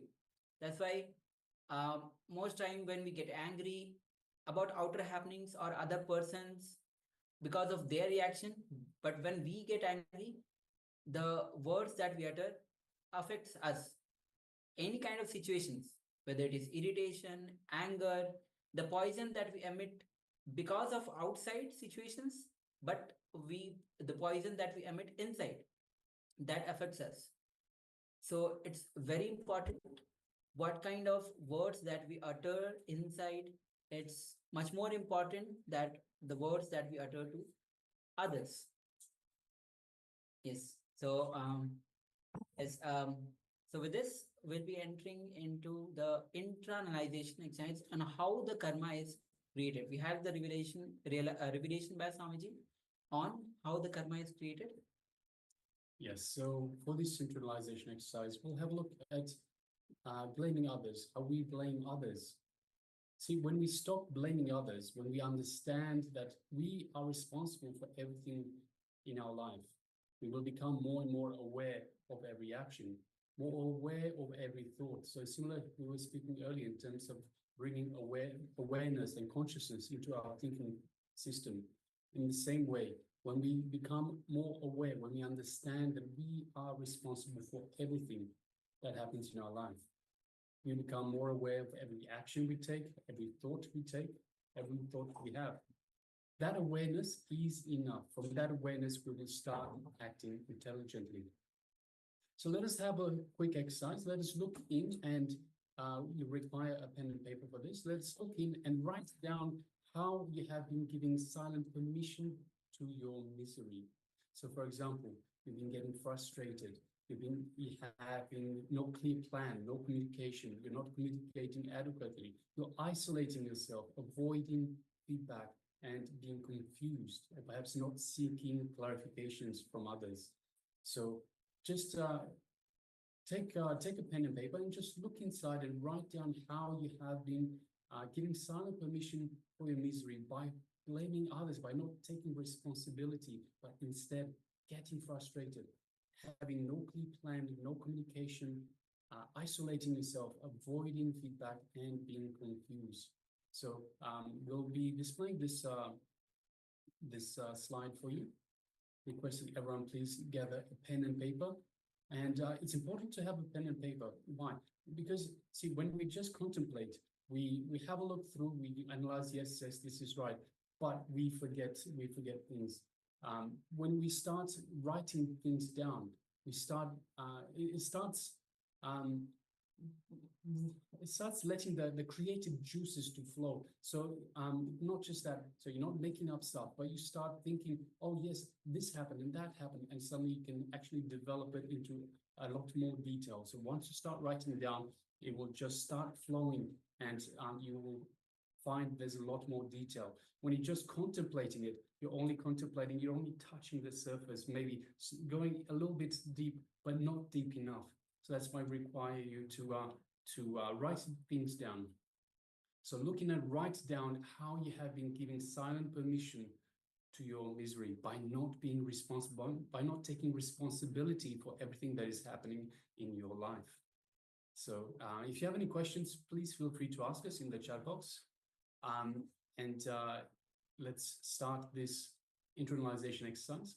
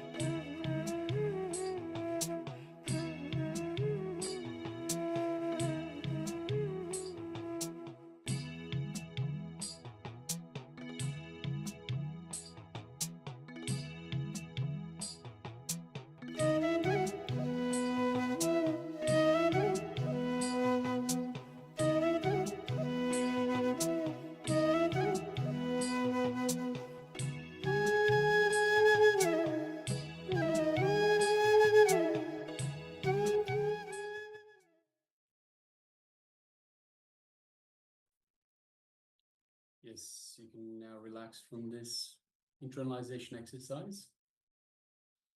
So this, by not taking responsibility for everything that happens in your life, we give silent permission for our own suffering. Now let us look at the next internalization exercise. We have the next internalization exercise for you just shortly. Yes, Swamiji has revealed that whenever you have an experience, an emotion, which you don't live through fully, so due to shock, due to the situation where the emotion arises, if you don't get the opportunity to live through it fully in that incident, and afterwards you don't consciously live through that experience, it stays in your system. It settles down in your system as a vasana, a seed for a pattern to arise.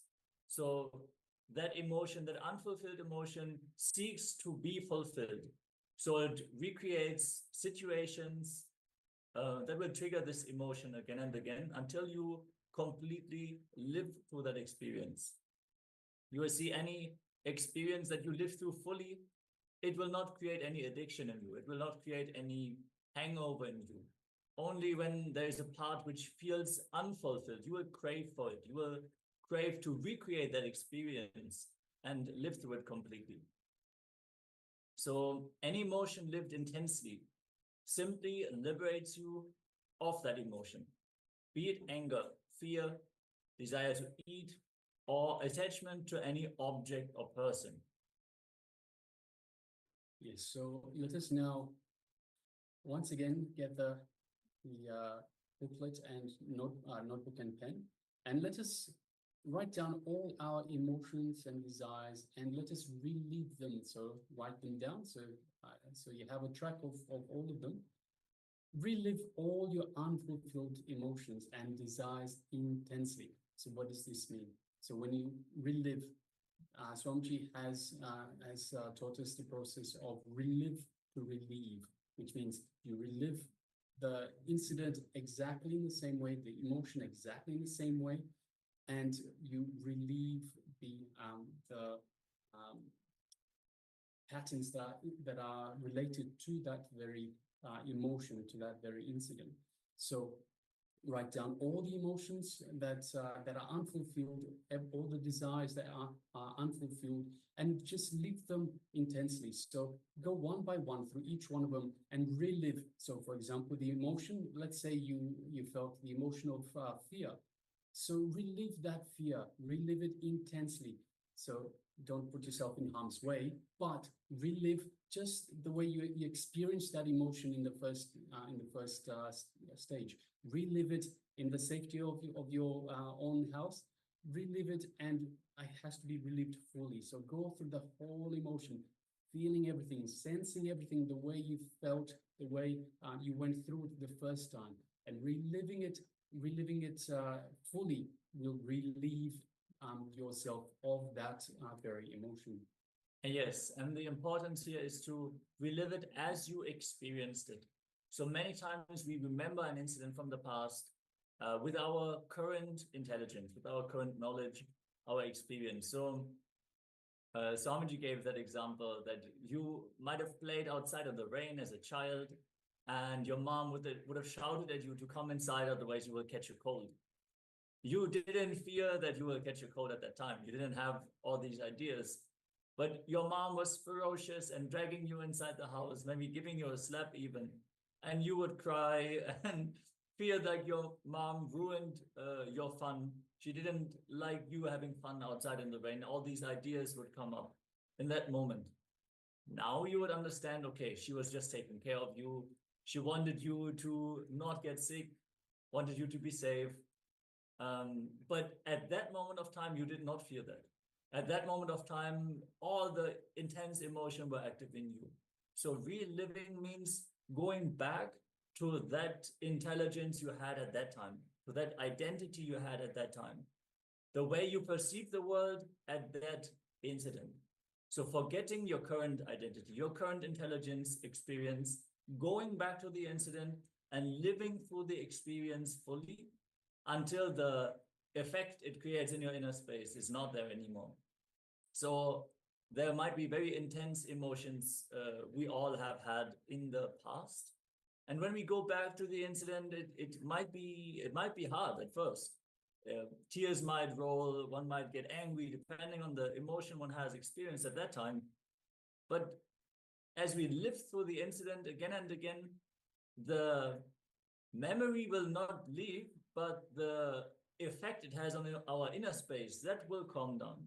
So we will be able to remember the incident as it happened without the judgments we created at that time about the people involved and about ourselves and the world at large. But yeah, we will just reduce the emotional impact and aftermath. Yes, and you might need to relive this emotion or incident or desire again and again. So it won't necessarily happen, it will diminish every time you relive it, but it won't necessarily disappear in the first moment. So you need to relive it again and again. So it usually takes about 5 times. What you can do is you can check inside with yourself and just say, hey, does this still have a hold on me? If it does, then relive it again and relive it again and again and check in again and again until you can say to yourself, yes, I think it's completely gone. It no longer has any effect on me. It's gone. So then this way you know whether you need to whether it's already through, whether it's already left you, or whether you need to relive again for it to go. So if you have any questions or doubts about this process, this procedure, let us know. We'll be happy to help you out. And for now, let us enter into this process.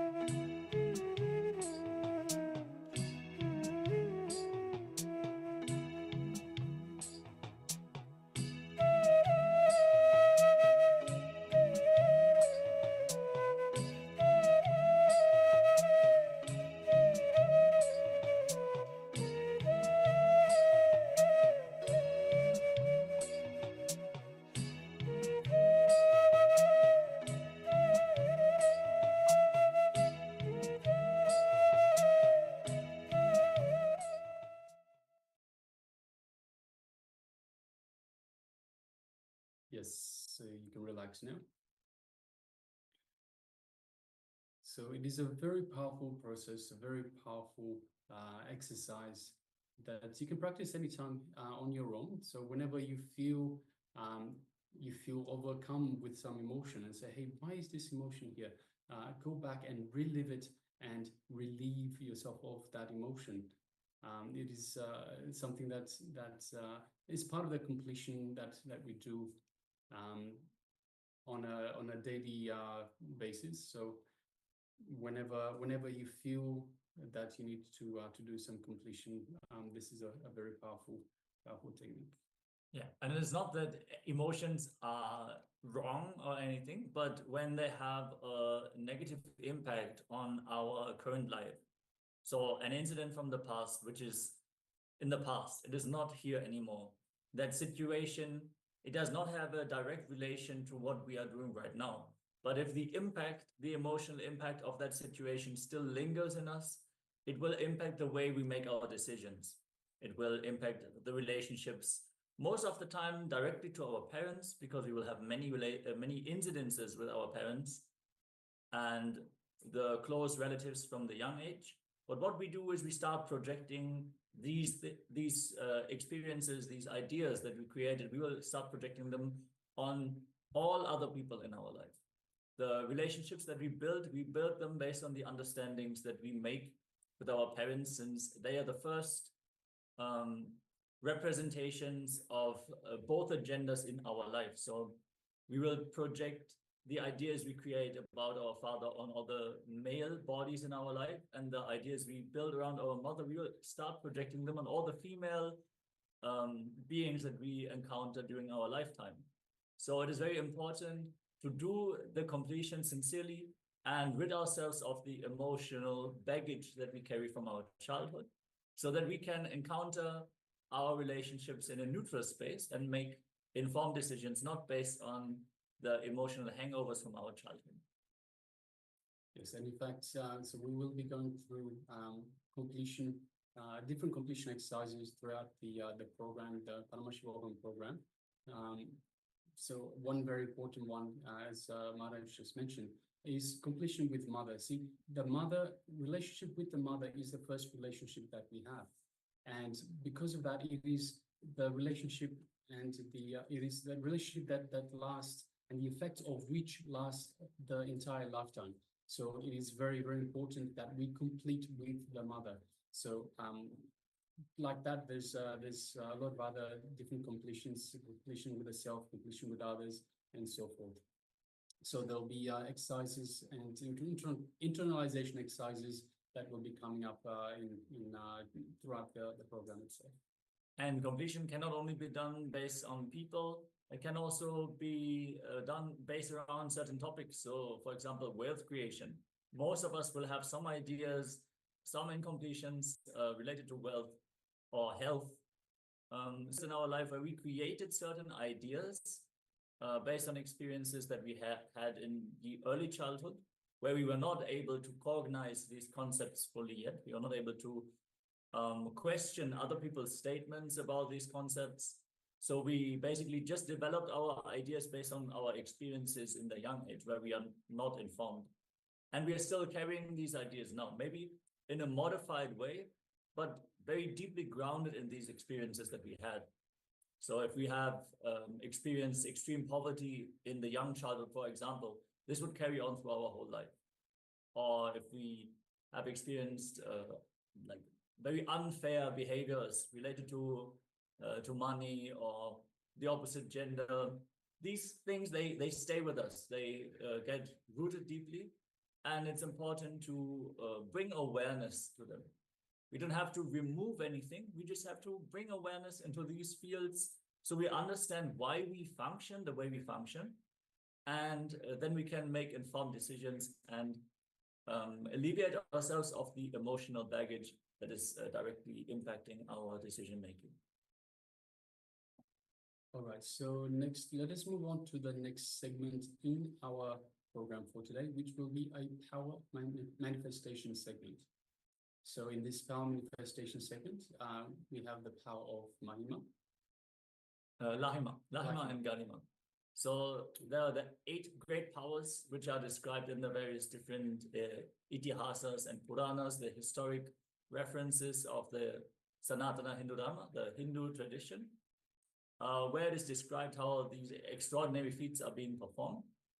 And the science has been passed down from guru to disciple, how to achieve these extraordinary abilities. And there is a set of 8 great powers under which Lahima and Garima both fall. So they are to reduce or increase the weight of something. That can be your own body, that can be objects from the size of a grain of sand all the way to the size of planets. There is no direct limitation to any of the power manifestation, but our own perception of what is possible for us. So all this is very much grounded in our idea of reality, and we are infused with the energy of the Supreme Pontiff of Hinduism through his initiation. We learn about the science in the first place, and he empowers us to go beyond all the self-doubt, self-hatred, and self-denial, which are the blocking patterns that we carry about ourselves and the world, and to be able to manifest these powers. So we wanted to ask Richard, since you are attending quite newly, if you have actually attended the darshan of the Supreme Pontiff of Hinduism and had the initiation into power manifestation.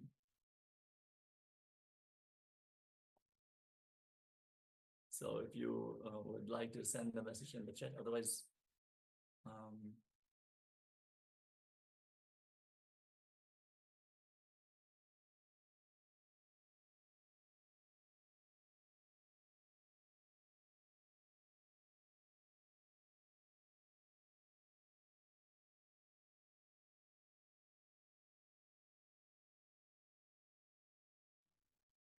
yes, no, absolutely. If it is, if you want to explain, you just brought this up.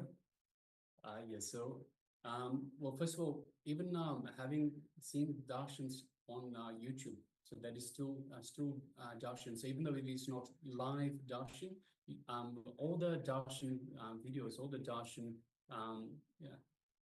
every darshan is infused with the super consciousness of the Supreme Pontiff of Hinduism. So you would have initiation through these darshans as well. But even more than that, see, we are initiated sannyasis of Swamiji, and through the concept of mirror neurons, because we have been initiated into these powers, then you, by interacting with us, by entangling with us, you would also have this. So I'm not sure if you're aware about the concept of mirror neurons. It's basically the neurons in our brains. When they see something, they are able to replicate. They're able to feel the same. So if you ever see someone walking down on a hot day with an ice cream in their hand and enjoying eating that ice cream, and you look at it and you just get that same pleasure from that person that the person is having. That is through the mirror neuron. So that is where your brain mirrors the neurons of the other person, and you're getting the same experience. So it works much in the same way. Yeah, and Swamiji explains this also. So even if you see a possibility a possibility of yours, which was already there, but you were not aware of it, you were not introduced to this concept, there is a possibility of you being able to swim, for example. Your physical frame is possible to do this, but you have never heard of the concept of swimming. Maybe you have never lived close to a water body. You've never seen anyone swim. And then you see a person swim for the first time. You don't need to think about it. It just clicks. Yes, this is a possibility for me also. Doesn't mean that immediately you will be the best swimmer in the world just by seeing another person, but it just clicks with your inner space because of your mirror neurons. Your mirror neurons not only make you understand, they recreate the experience that the other person is having. So when someone is going through extreme pain, you feel the pain in your body also. it is an experience, sometimes nauseating experience that we have when we see other people suffer. Same way when we see other people have extreme joy, that same experience is recreated. That is one phenomena which plays a huge role in, for example, competitive sports, watching sports on TV, the extreme exercise that these people are going through, running, the extreme endorphins that are being released in their systems when they actually win. Our bodies recreate that and we celebrate as if we had won the game ourselves, even though we are just sitting and watching. So that same principle applies for power manifestation as well. There is a difference between powers and possibilities. Possibilities can be achieved just by training. So you can become a great athlete just by training. But powers have to be awakened. They lay dormant because of the ecosystem. It is not present in our day-to-day life. It is not awakened DNA. It is all already programmed into our body, but it is not awakened. So these things do not start expressing by themselves. They have to be received through initiation. And that can happen in various different ways, which are all described in Sanatana Hindu Dharma. They are all described. What all are the different ways initiation can happen?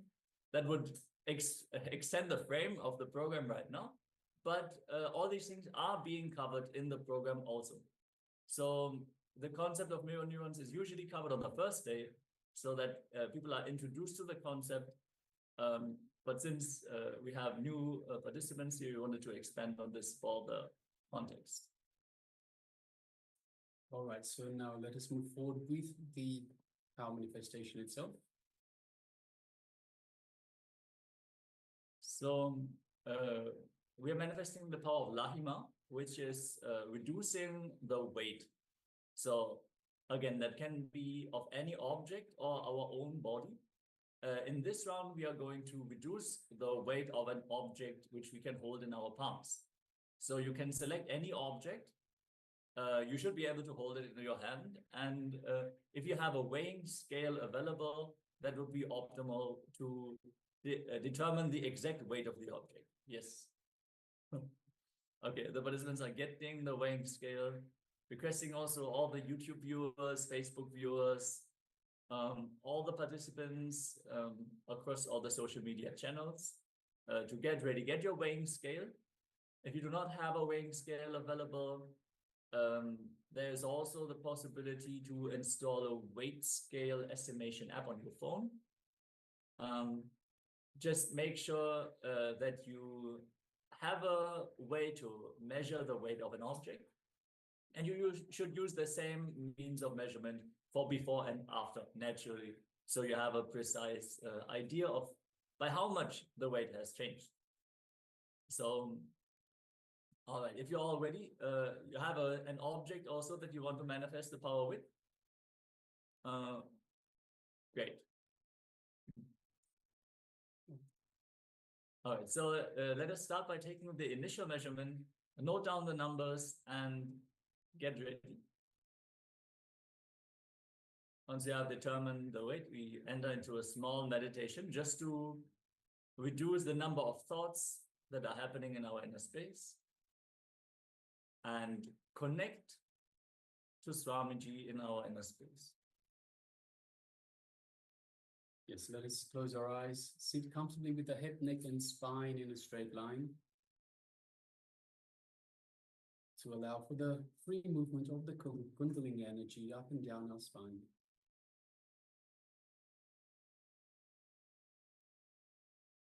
Let us just quieten the mind. So let us just unclutch. So unclutching from the thoughts, disturbances, internal, external, which means just become a witness. So we have any thought that comes up, we just become a witness. We don't get involved. We don't entangle with it. Just watch. Just observe the thought as it comes up. Label it as such if you need to, but don't get involved with it. Let it go back down. So again and again, this is unclutching. Again and again, we unclutch. unclutch from every thought that comes to still our mind. So unclutch again and again, coming to a space of restful awareness, the space between two thoughts. The more and more we unclutch, the wider this gap between two thoughts becomes. And it is in this space of restful awareness that we find our connection to the divine, our connection to our true self, and the space of oneness with the divine, with the Supreme Pontiff of Hinduism, with Paramashiva himself. So again and again, just like a mantra, every time a thought comes, just unclutch. Every time an emotion comes, unclutch, just observe. Anytime a disturbance, whether it's a phone, ringing, message, noise outside, just unclutch. Become a witness, don't get involved, just let it go back down. Again and again, come back to the space of restful awareness.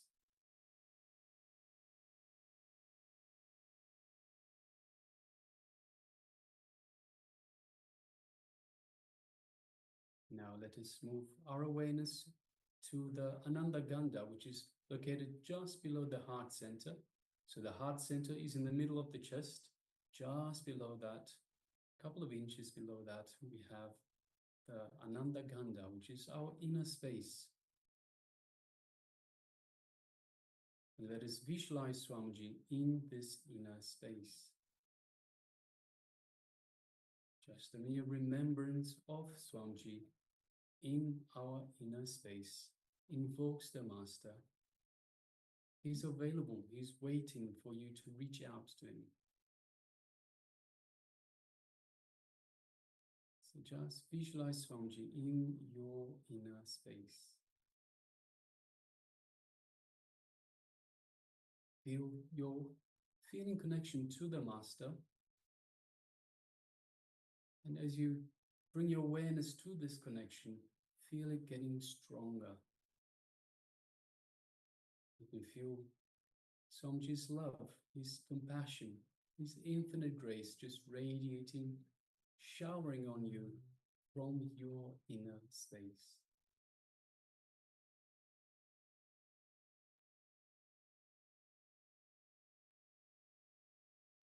Feel the space of oneness with Swamiji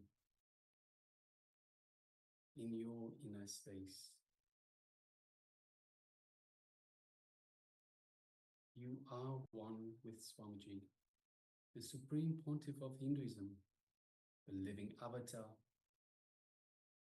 and the incarnation of Paramashiva himself, the Supreme Divinity.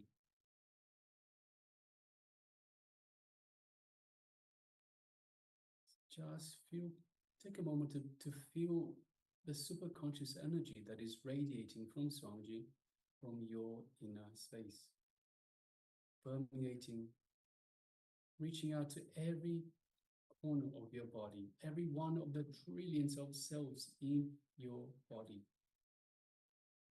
Everyone being awakened, energized.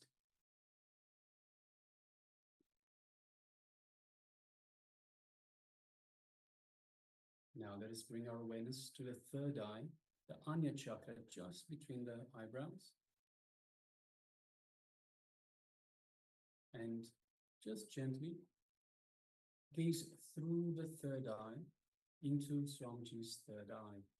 So visualize Swamiji in front of you and just gaze gently. So don't strain yourself, don't concentrate. Just the way you would look at a flower, at a rose. Just gaze into Swamiji's third eye, through your third eye. As you do so, you feel a cord of energy, a connection from Swamiji's third eye to your third eye. You feel a light energy build up in your third eye, just gentle energy building up in your third eye, your Anya chakra, between your eyebrows.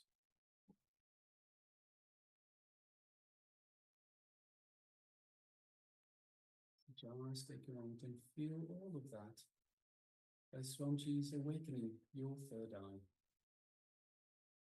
activating your third eye.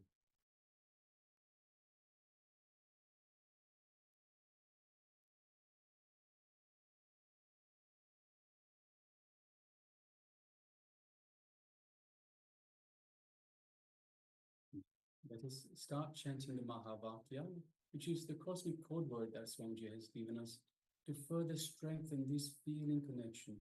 So whenever we think of Swamiji, whenever we need to connect to him, we strengthen this feeling connection by chanting the Mahavakya, which goes Om Nityananda Paramashivoham. Let's begin. Om Nityananda Paramashivoham. Om Nityananda Paramashivoham. Om Nityananda Paramashivoham. Let's continue chanting the Mahavakya. And from this space of oneness with Swamiji, let us start manifesting this power, reducing the weight of an object.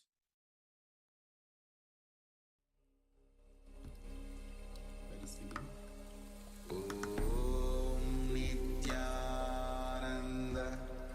Paramashivoham.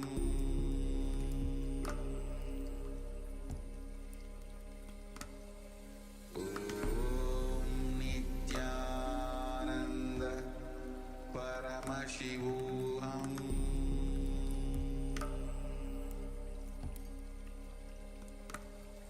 Om Nityananda Paramashivoham.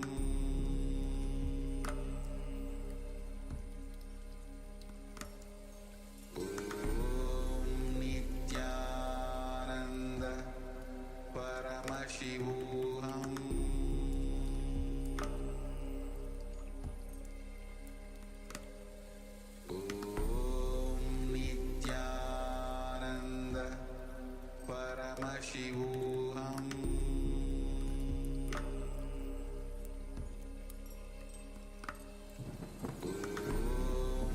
Nityananda Paramashivoham.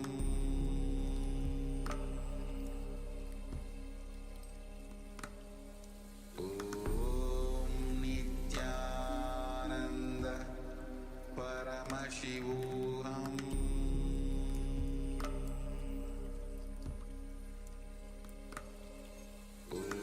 Om Nityananda Paramashivoham.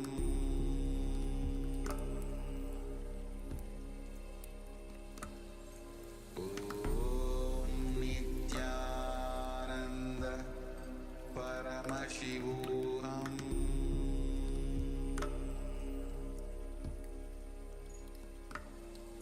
Om Nityananda Paramashivoham. Om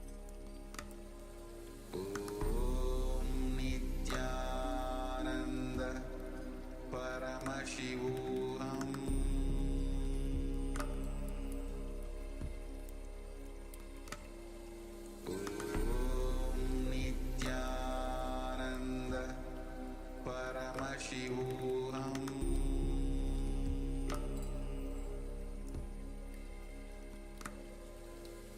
Om Nityananda Paramashivoham.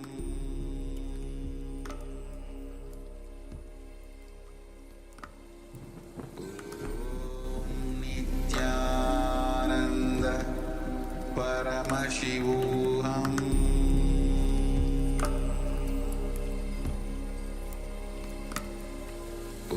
Om Nityananda Paramashivoham.